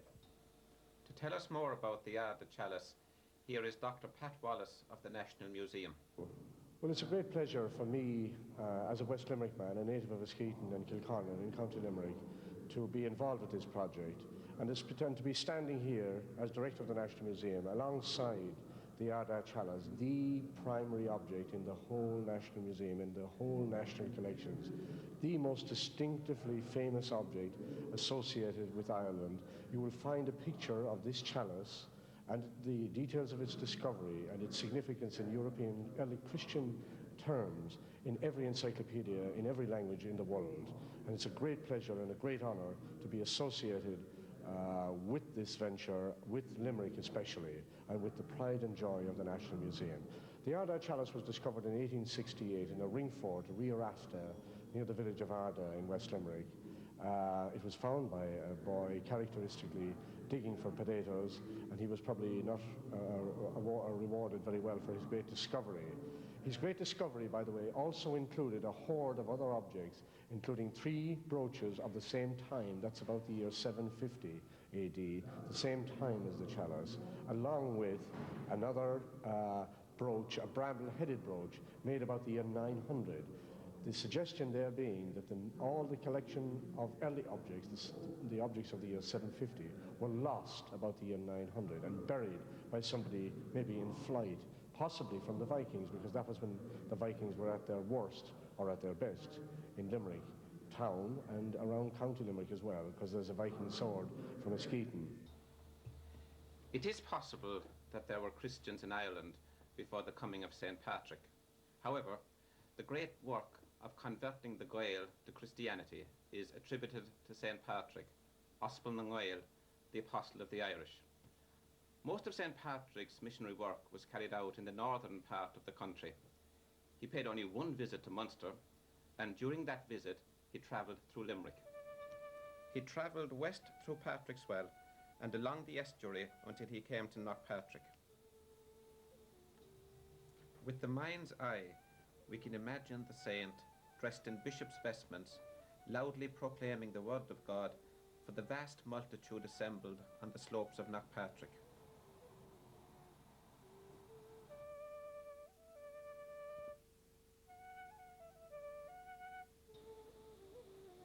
Here on the summit of Knockpatrick lie the remains of many famous people, among them Charlotte Grace O'Brien, who championed the cause of the famine victims.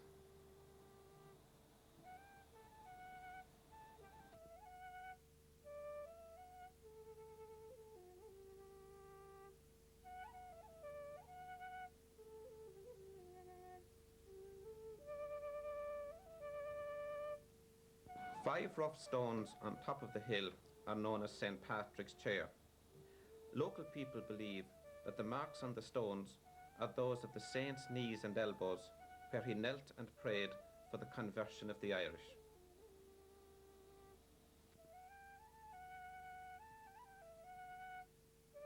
As a result of St. Patrick's teaching, many lay people took on St. Patrick's work throughout West Limerick. These were canonized saints of a later period. There are saints associated with every parish in the county, and we are dealing briefly with 3 of these. Malua, patron saint of Ardagh, was educated at Bangor on the shores of Belfast Lough. Having secured the lands around Ardagh, he got the opportunity to return and work among his own people and kinsmen.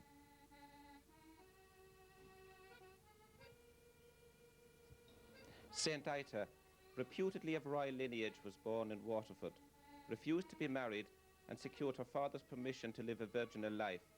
She moved here to Killeedy and founded a community of women dedicated to God. She also founded a school for boys, and one of her pupils was St. Brendan. St. Senan, born of Christian parents in Munster, he was a soldier for a while until he became a monk. He became known for his holiness and miracles. He settled in Scattery Island, where he built his most famous monastery. The county of Limerick, which was established in 1210, takes its name from the city of Limerick, which began as a Viking settlement on an island on the Shannon in 922. They made their first appearance in Limerick about 820 AD, when a fleet of their serpent-headed ships appeared on the Limnoch, as the Shannon was then called for the first time. Coming ashore, they plundered the monastery at Mungret. They sailed up the Shannon and established a strong settlement in Shannagolden in the year 835 AD. There was a great battle in Shanagolden when Donecha, leader of the Conall Gowra, defeated and drove the Shanagolden Danes back into the Shannon estuary. But the Danes came back and established themselves in Shanagolden again. On May the 1st, 1169, the first Normans set foot on Irish soil. It was a very small invasion. There were 3 shiploads in all, but yet it was one of the most significant events in Irish history. The close association between that Norman family, the Fitzgeralds, and West Limerick can be said to have begun when Maurice Fitzgerald, Maurice the Invader, landed in Wexford in 1169. Maurice had 3 sons, William, Gerald, and Thomas. Maurice's father was also Gerald, and so the family came to be known as the Geraldines. His descendants became the Earls of Desmond, and they ruled West Limerick. The castles that they built have lived after them, and one of them can be seen in Glynn on the Shannon estuary.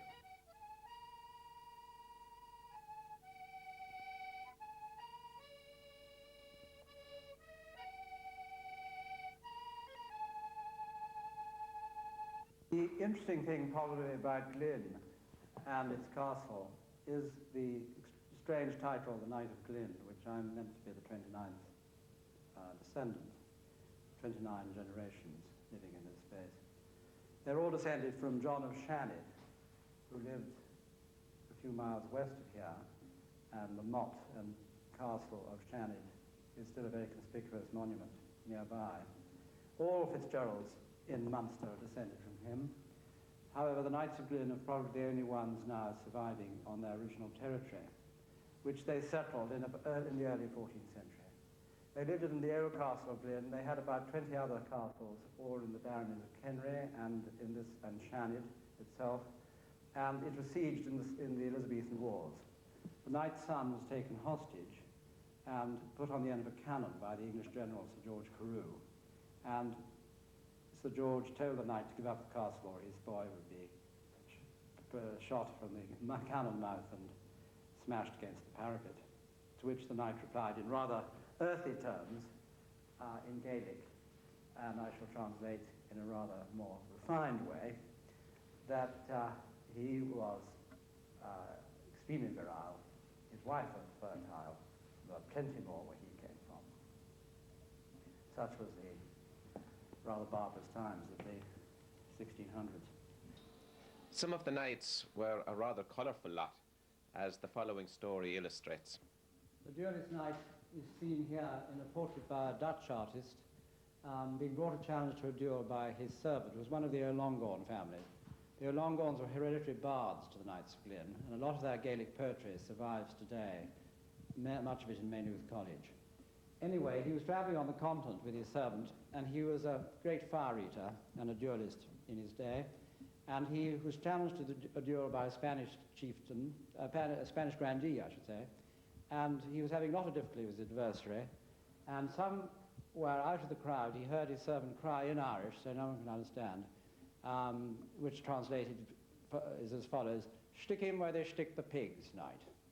So my ancestor Richard Fitzgerald, the knight of that time, got his dueling sword. This is a Spanish dueling sword of the kind that they would have used at the time, and got him in the jugular and killed him. And of course they found out that the Spanish had chainmail underneath his court dress, and obviously O'Longorn had noticed this, and that's why he told his master to get him in the throat.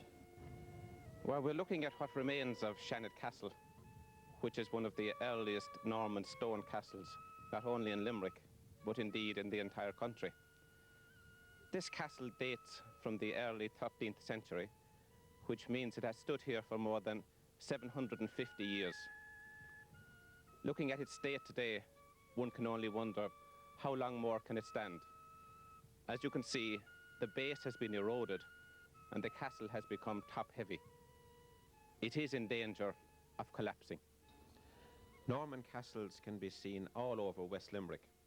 Here is a splendid example, Glenquin Castle.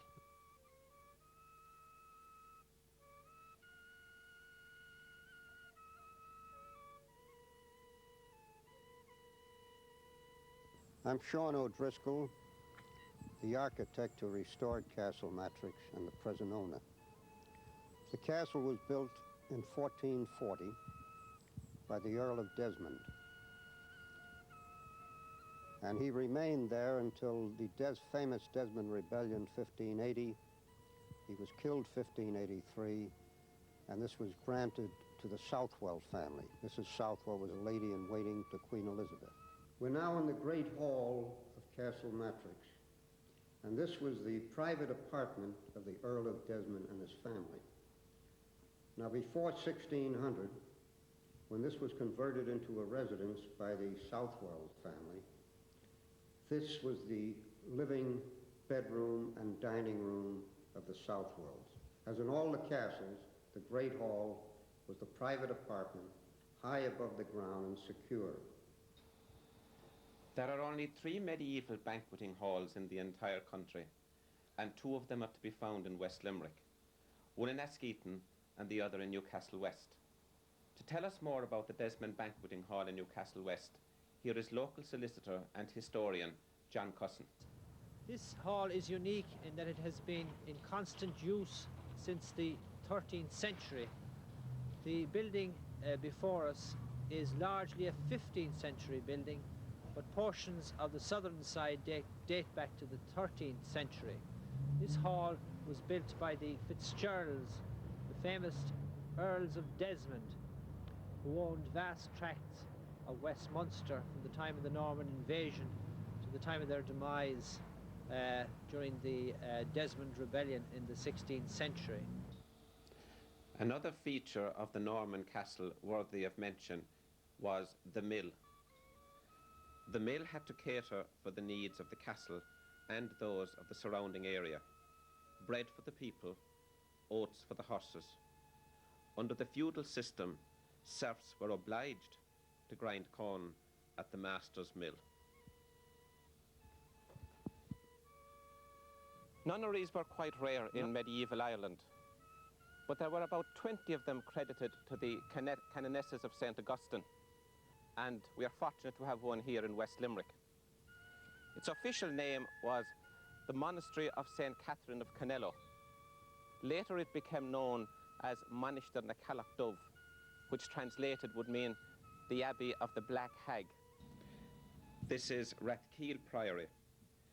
In 1579, Malby, the infamous Elizabethan, arrived in Rathkeil after the Battle of Manister, and he butchered the monks and burned the priory and the town. The priory was restored by Rathkeil Guild Muintir na Tíre during the conservation year 1970.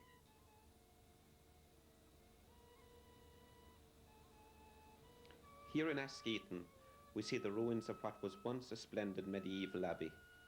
These ruins date from the 15th century. In 1579, the building was sacked by Malby and several friars killed. The ancestral tombs of the Desmonds were also desecrated.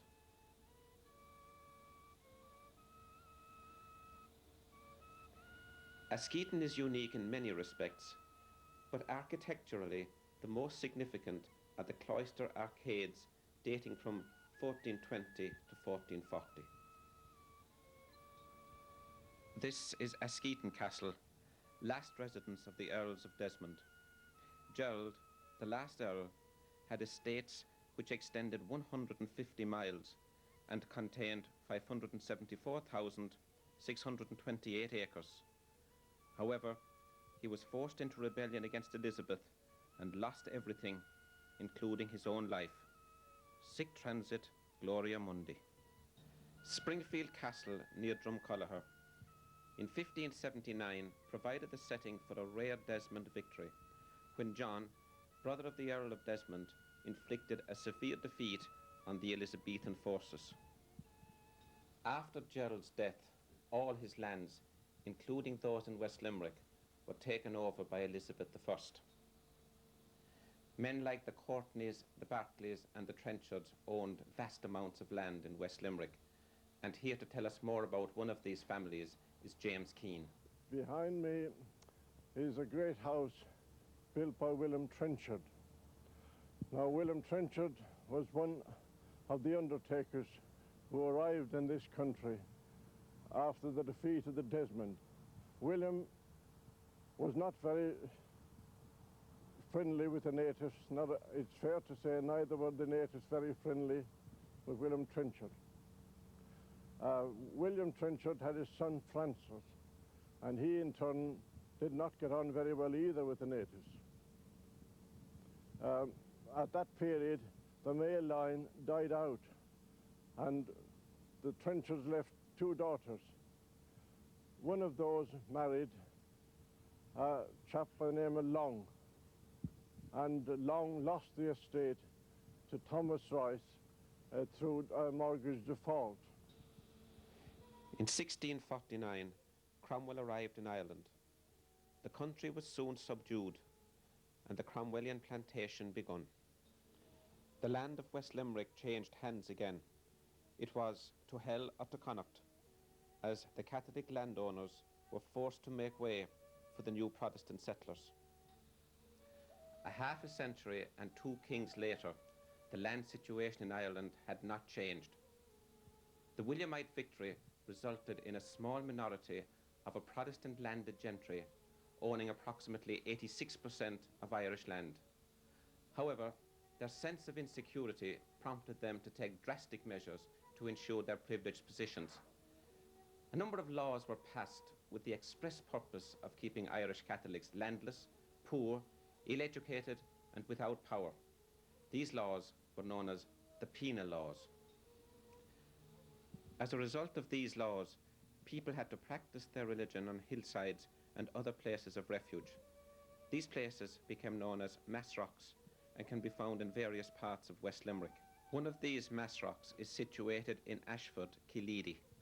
Eileen Welsh lives in Killeedy, and I asked her to tell us what happened one Sunday morning during the penal times at this famous Massrock. On one particular late autumn morning, Father Tyke O'Sullivan was to say Master.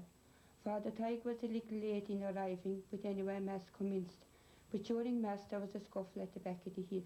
The red coats were after arriving. Father Sullivan would have escaped, but due to the fact that he had to hide the sacred host, he was caught and was immediately captured, was tried and transported. It was actually Captain John O'Dell from Mackeel who spied and reported on Father Tyke O'Sullivan and got £20 for doing so. Head schools also came into being as a result of the penal laws. Since Catholics were forbidden a formal education, schools were started where they could be taught unknown to the authorities.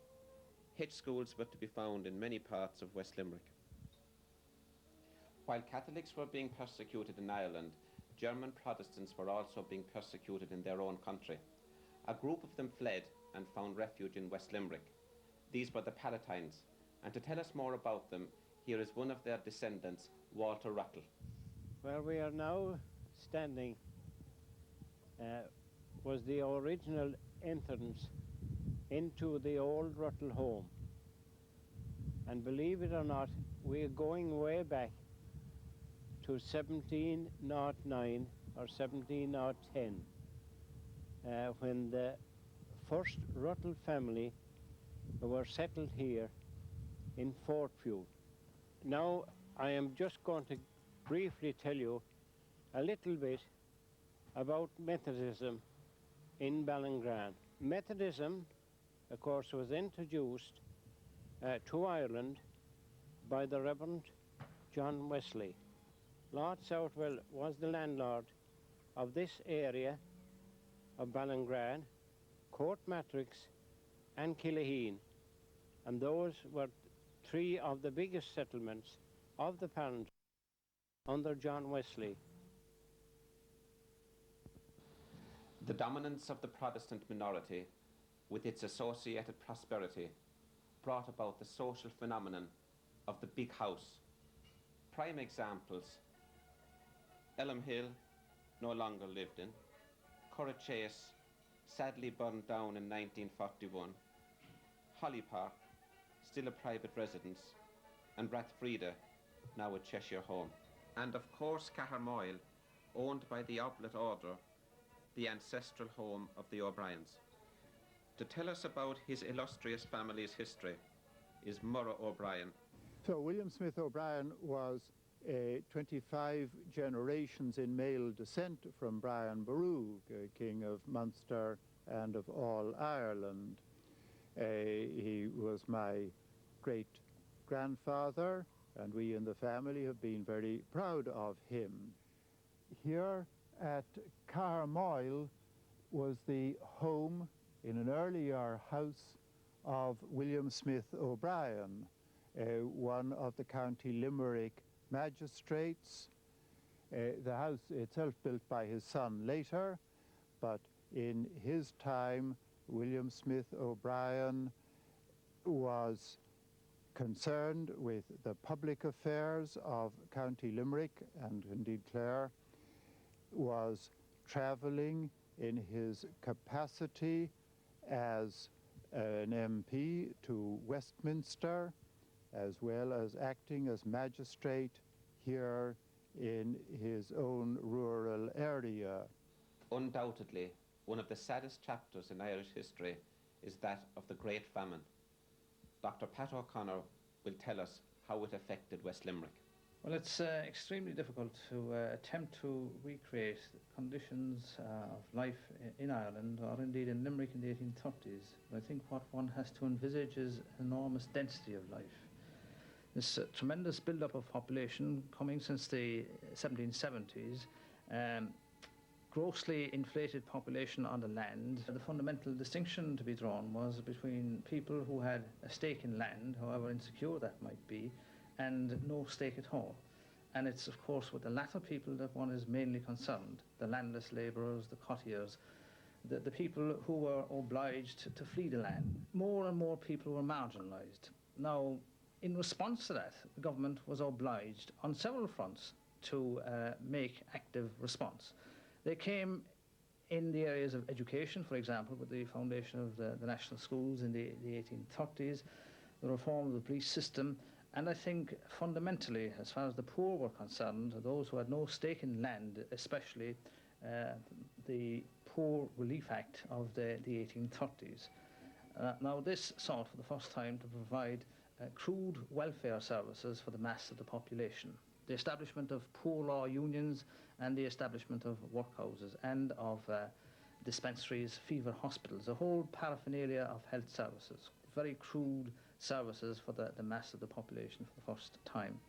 And in a sense then, coming into that, into the 1840s, one was catapulted into a time when of maximum population density in the country as a whole, 8.25 million people in 1841. The straw that broke people's backs was the famine, the potato famine of the middle 1840s, which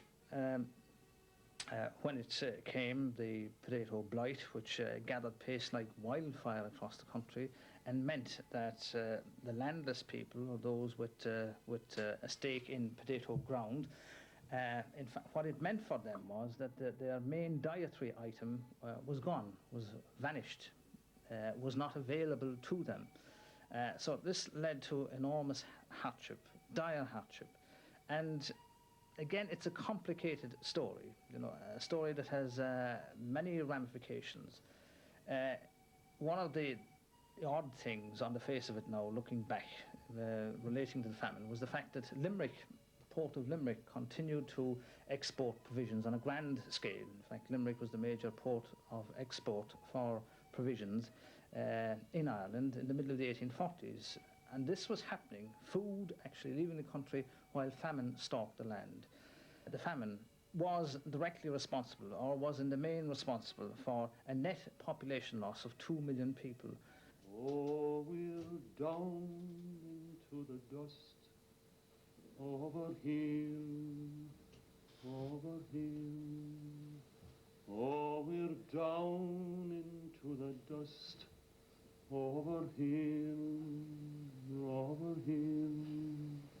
Oh, we're down into the dust, but the God in whom we trust will give us crumb and crust. Over hill, over hill. 1 million died from the effects of disease, starvation, especially disease. Many were obliged to resort to the workhouse, which then had the same kind of stigma, and that aroma of stigma has lingered with it virtually all the way since, or most of the way since, in any event. People who would only have resorted to these on their last legs. And again, one gets an insight into this, you know, the absolutely appalling conditions under which people lived. We stand at the door of the Newcastle West workhouse, which was completed in March of 1841. It was built for the relief of the Irish poor. Now, these workhouses, there were hundreds of them built, and they're intimately associated with the famine. During the famine, hundreds of people sought refuge in the workhouse, and hundreds died. The male and female patients were segregated, and just to tell you what the diet was, I'll just read you a short extract of what the diet for an able-bodied man was: 8 ounces of stirabout and half a pint of milk for breakfast, and 3.5 pounds of potatoes and 1 pint of skim milk for dinner. This is what the people were given to eat. This is the pauper's grave in the town of Newcastle West. This grave was used for poor people who couldn't afford the money to bury themselves, or their families couldn't afford to pay for their burial. This graveyard is associated with the famine years and with the adjacent workhouse, now of course a hospital, and it is intimately associated with the famine years, where hundreds of people were buried here in this grave. The road leading to the grave is still known as Boher na Plá, or the Plague Roadway, and this of course is again associated with the famine, because many, if not most, of the victims of the famine died not from starvation but from plague, cholera, or famine fever. In terms of some of the oldest towns in County Limerick, and some of the strongest towns, such as Rathkey, Bruff, Croom, those mid-county towns, many of them, in fact, suffered so severely that, in a sense, one could argue that they never recovered their former status.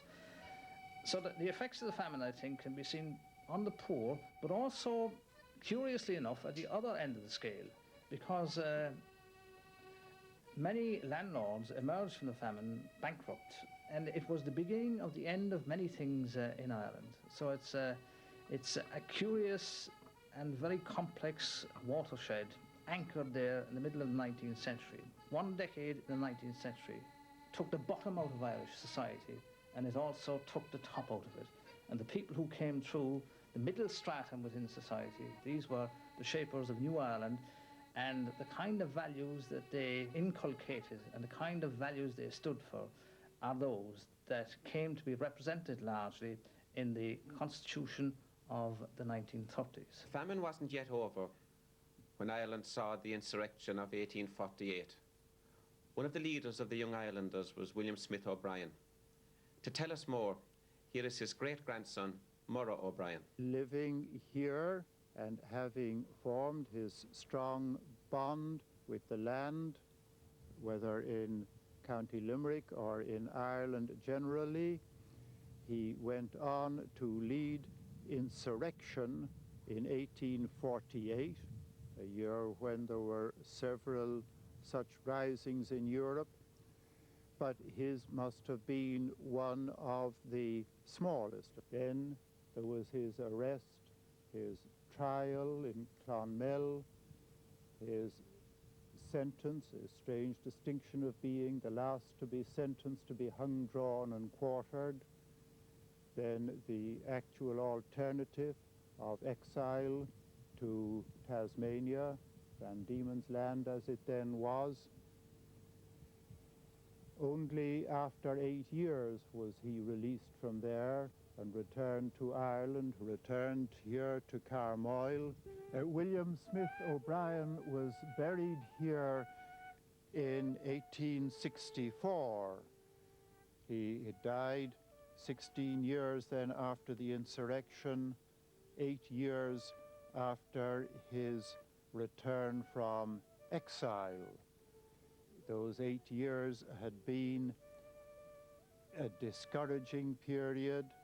He felt that Ireland was making no political progress. His estates were fully in the hands of his son, so that he didn't have day-to-day responsibilities there to preoccupy him. He had travelled abroad, and he died in Wales. His body was brought back with honour through Dublin, and by procession from Rathkeel to this Rathronan graveyard, and to burial at the site which is now marked by the rather daunting, unusual big tomb. The 5th of March was the date set for the Fenian Rising in the south of Ireland. The Ardagh Fenians were determined to rise. It was planned to attack the local barracks. The police knew in advance of the attack and accordingly were prepared. About 12 o'clock that night, a group of men assembled. Their leader was William C. Upton. They surrounded the barracks and called on the police to surrender. Receiving no answer, they opened fire on the barracks. They broke down the door with hatchets and entered the kitchen. The police, 5 in number, retreated upstairs. The Fenians fired up to the ceiling and up the stairs. One of the attacking party rushed up the stairs and commenced firing through the door. After about half an hour, the Fenians withdrew. They only had a few guns and a limited amount of ammunition. The police remained in the room until daylight. Michael Scanlon from Castlemahon emigrated with other members of his family to the United States in 1848. He was a songwriter, but by far his most famous song was The Bold Fenian Men. What was it like to live in a West Limerick village at the turn of the century? Maybe the following will give you some idea. The local village consisted of a post office, general store, grocery, public houses, drapery, doctor's house, school, church and forge. One of the most important services of the village was that of the local blacksmith. The blacksmith's forge was often the meeting place for the local men, where every topic was discussed at length, ranging from theology to local politics. Oh. Shut now, you'll just stand up quick and we'll do a show.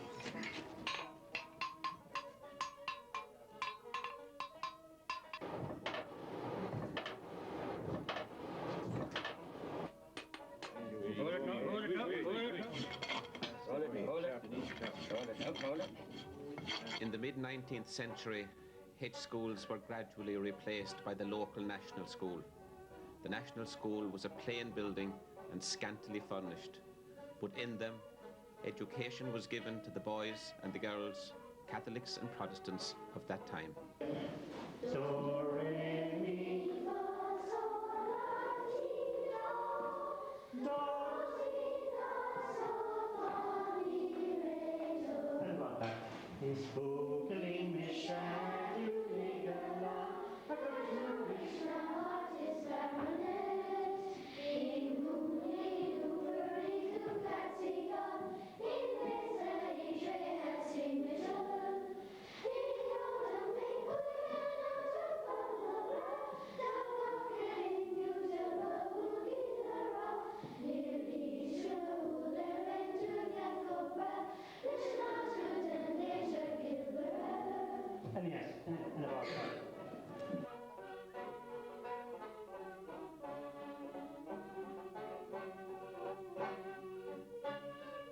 The local creamery was of immense importance.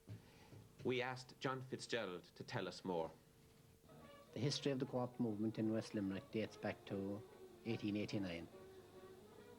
Prior to 1889, farmers skimmed the milk, fed the milk to cattle and pigs, made butter from the cream using churn similar to this one here, and then sold that butter in the local butter exchange.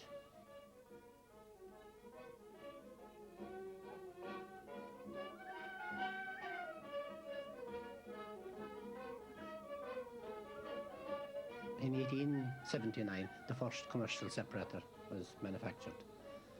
Now, this allowed farmers to come together in small groups and to do, on a group basis, what they already had been doing on their own farms.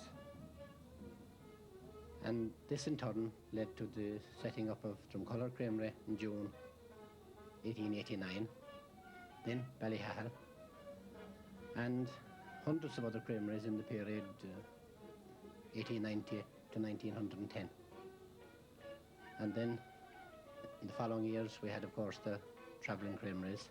As farmers became owners rather than tenants, their prosperity increased.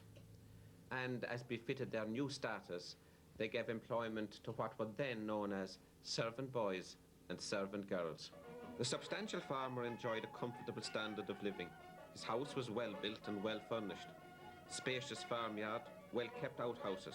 He could afford 12 guineas a year for private tuition for the children. He could afford to be well-dressed.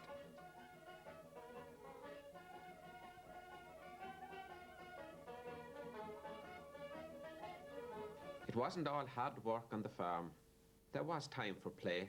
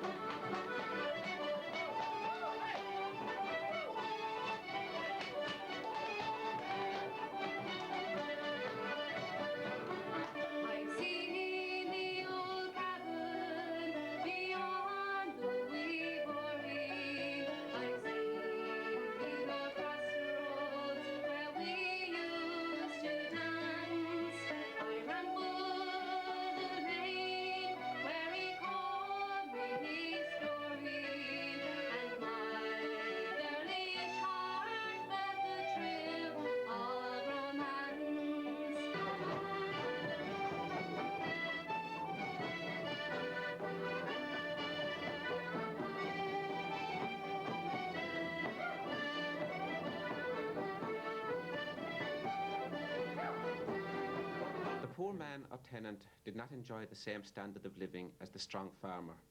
He lived in a small thatched house, or bahon as it was more commonly called. These houses frequently consisted of one room only, where the occupants cooked, ate and slept. The walls were mud-built and usually had the natural earth as a floor. The roof consisted of sods of earth laid on wooden rafters and covered with a thatch of straw. The canopy of the chimney was made from sugons.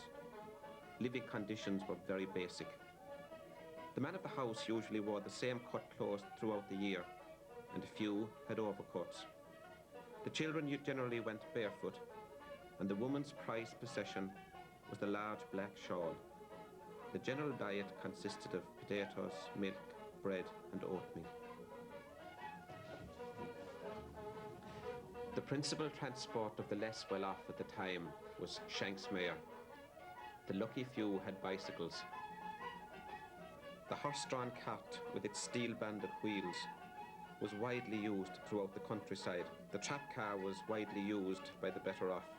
In 1867, the railway age began for West Limerick. The link between Limerick and the western capital was forged in two stages. The first being in 1858, when the Limerick and Foynes Railway commenced operations. In 1861, a company titled the Rathkeil and Newcastle Junction Railway was authorised to join Newcastle with the Foynes line at Ballingran, and in the closing years of the 1870s, the 43-mile section from Newcastle to Tralee via Barnet Tunnel was built. The annual fair was one of the great social events of the year, but of course it was of major commercial importance. It was no place for the faint-hearted. The bargaining was hard because every penny was important for the farmer's family budget. When the bargain was eventually struck, there was the ritual of the hand slap, and then all parties repaired to the public house to copper fasten the deal. Family feuds were often settled at these fairs, and these became known as faction fights. These could sometimes last for days, very often resulting in serious injuries. The founding of the Gaelic Athletic Association was one of the most significant events of this period. To tell us about it is Pa Leahy, a prominent local sporting personality. It was in Thurles on the 1st of November 1884 that the decision was made to form the Gaelic Athletic Association. Maurice Davin of Carrick-on-Suir was appointed president, and Reverend Dr. Crowe was appointed patron. Limerick was one of the first counties to answer the call of this organisation. Hurling was the first sport, and on the 1st of April 1885, the first football match between Rathkeale and Kilmeedy was played. On September the 27th, 1886, a resolution was passed stating that persons playing rugby or any other non-Gaelic sports could not become members of the GAA. Two of the most emotive words in the minds and the hearts of the Irish people are landlordism and evictions. Mannix Joyce, well-known historian, will elaborate. In West Limerick, landlordism had its origins in the confiscation of the lands of the Munster Geraldines, who had revolted against the English in the closing decades of the 16th century. As far as the West Limerick landlords went, some of them were absentees, such as the Earl of Devon. Others of them lived on their estates. Some were good landlords, and many of them were not so good. Now, as for the tenants, some of the tenants had leases, and others were mere tenants at will, who could be evicted at any time, just at the whim of the landlord. Now, a tenant with a lease was well enough maybe for part of the time that the period the lease ran, but he always dreaded the day when the lease would be up, because he had no guarantee that the landlord would renew the lease. In fact, he might just refuse to renew it and let the farm to somebody else. And there was always the almost certainty that the rents would be increased.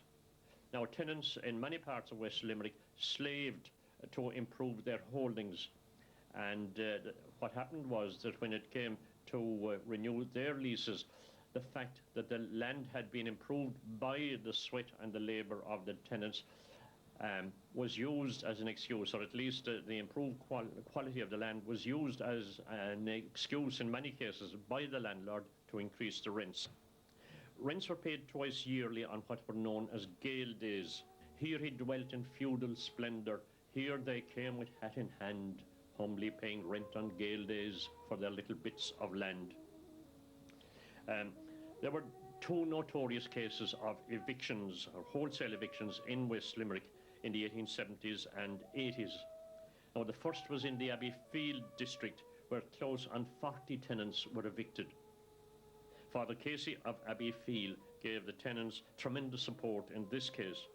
But the worst case by far was that on the Glencharles estate, where the landlord, a man named Delmage, rat-rented and tyrannised his tenants and evicted a great number of them. Now, the forces of law and order, police and military, were always on hand to support the landlord and his men when they came to an eviction. And the unfortunate tenants in those cases, in West Limerick cases, were utterly unable to meet the rack rents demanded of them. The door, Gareth, what's in the door? Get him, Harry. Get him. Father Ambrose is coming. He's going for his shop to this. Father Ambrose is coming. He's going for his shop to this. Never got you doing to that phone man. Let him go. No. Let him go. No. He hasn't got the money to pay. He hasn't got the money to pay. Let him go. Get him out. Pull him out. Let him go. Pull him out. Get away. Get up. Be off with him. Be off with him. Be off. Be off. Be off. Be off. Be off. Break the bullets. Break the bullets. Get him out. Get him out. Get him out. What a terrible thing to do to a phone man. Get him out. Get him out. Be off. No, leave him alone. Go on. Be off. Leave him alone. Be off. Be off. Right, Gareth, take away the goat and the dog. Get them out, be off. Then there was Father Bob Ambrose, who championed the tenants at the time of the Glencharles evictions. And over then further east in the county, in the Brody-Kilmallock area, was Father Eugene Sheehy, who was very prominent in the Land League.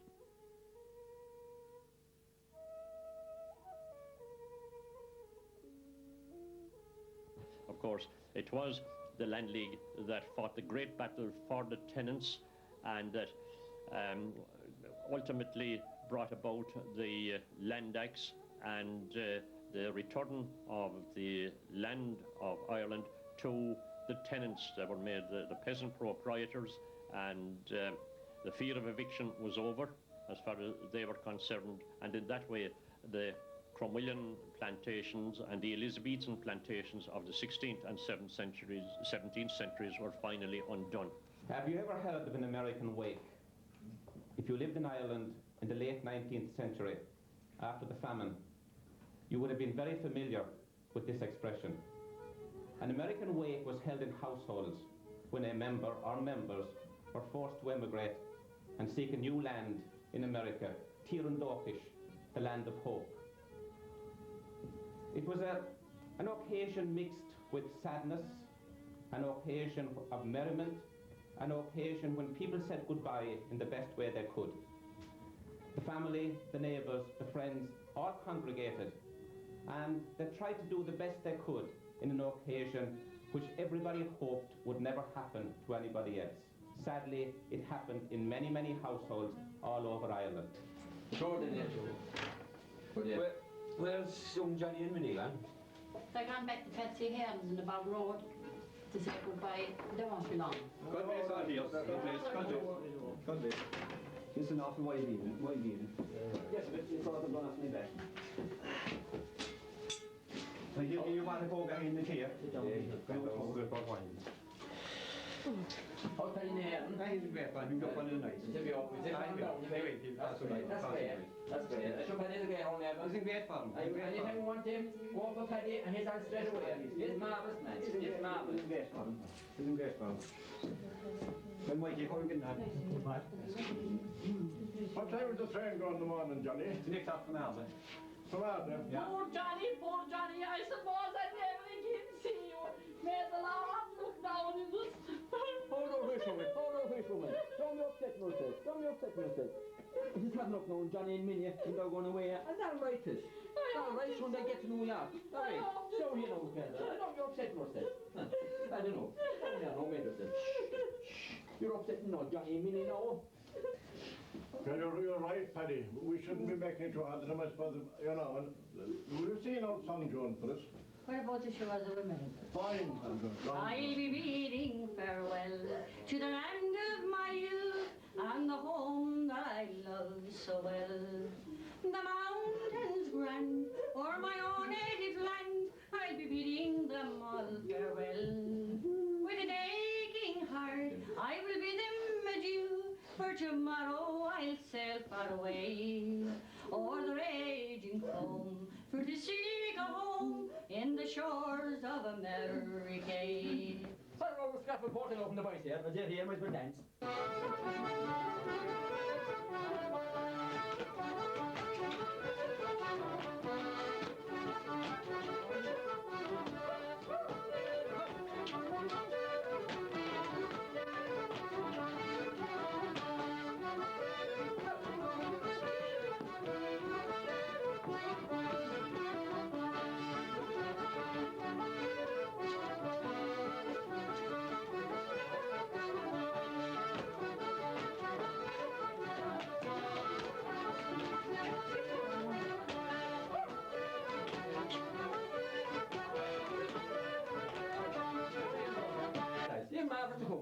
Very good. How about old step dance from Johnny Kennelly here? No harm pipe, Johnny. Right, Johnny.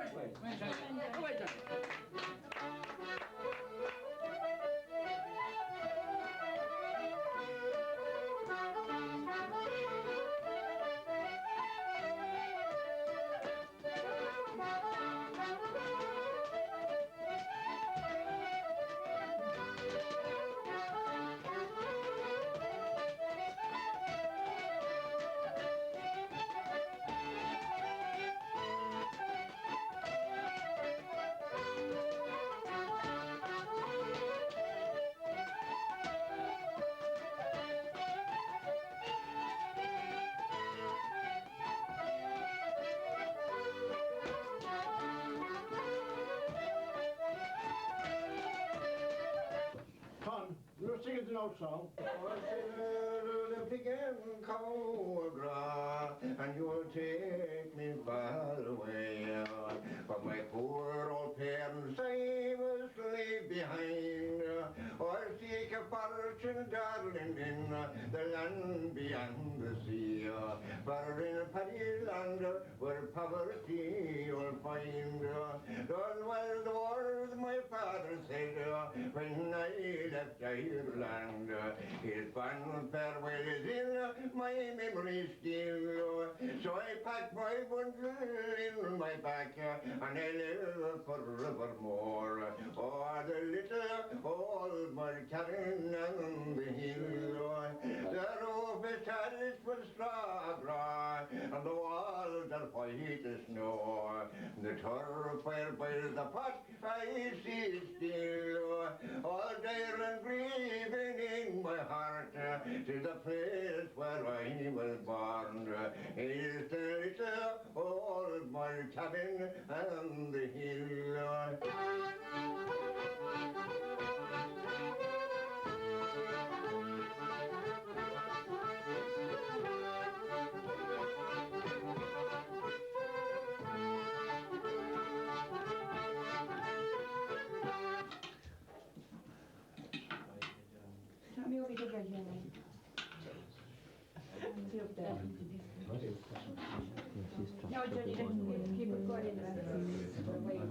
Mind me, we'll be late for the train. I suppose we've everything done. We have to say goodbye to neighbours. Say goodbye to neighbours.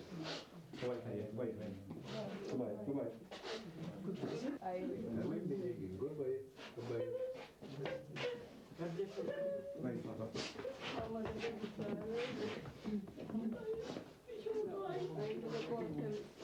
She got her put off. Look, man.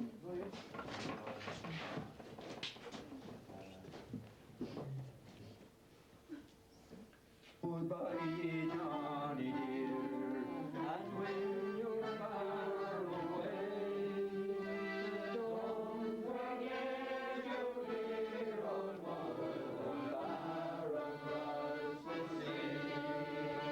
Write a letter now and then, and send her all you can, and don't forget wherever you go that you're an Irishman.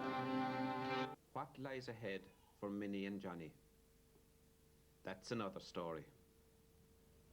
Ye sons and fair daughters of Erin's green isle, I pray stand attention and listen a while. Our sons and fair daughters, they're all going away. In thousands they're sailing for America. And the night before leaving they bid the neighbours goodbye, and early next morning their hearts give a sigh. They kiss their fond parents and these words they do say, oh, goodbye, darling parents, I am bound far away. Their friends all do gather, and the neighbours also. Their trunks are all packed up, just ready to go. And the tears from their eyes, they fall down like the rain, when the horses they are leaving, going off on the train. When they reach the station, you can hear their last cry,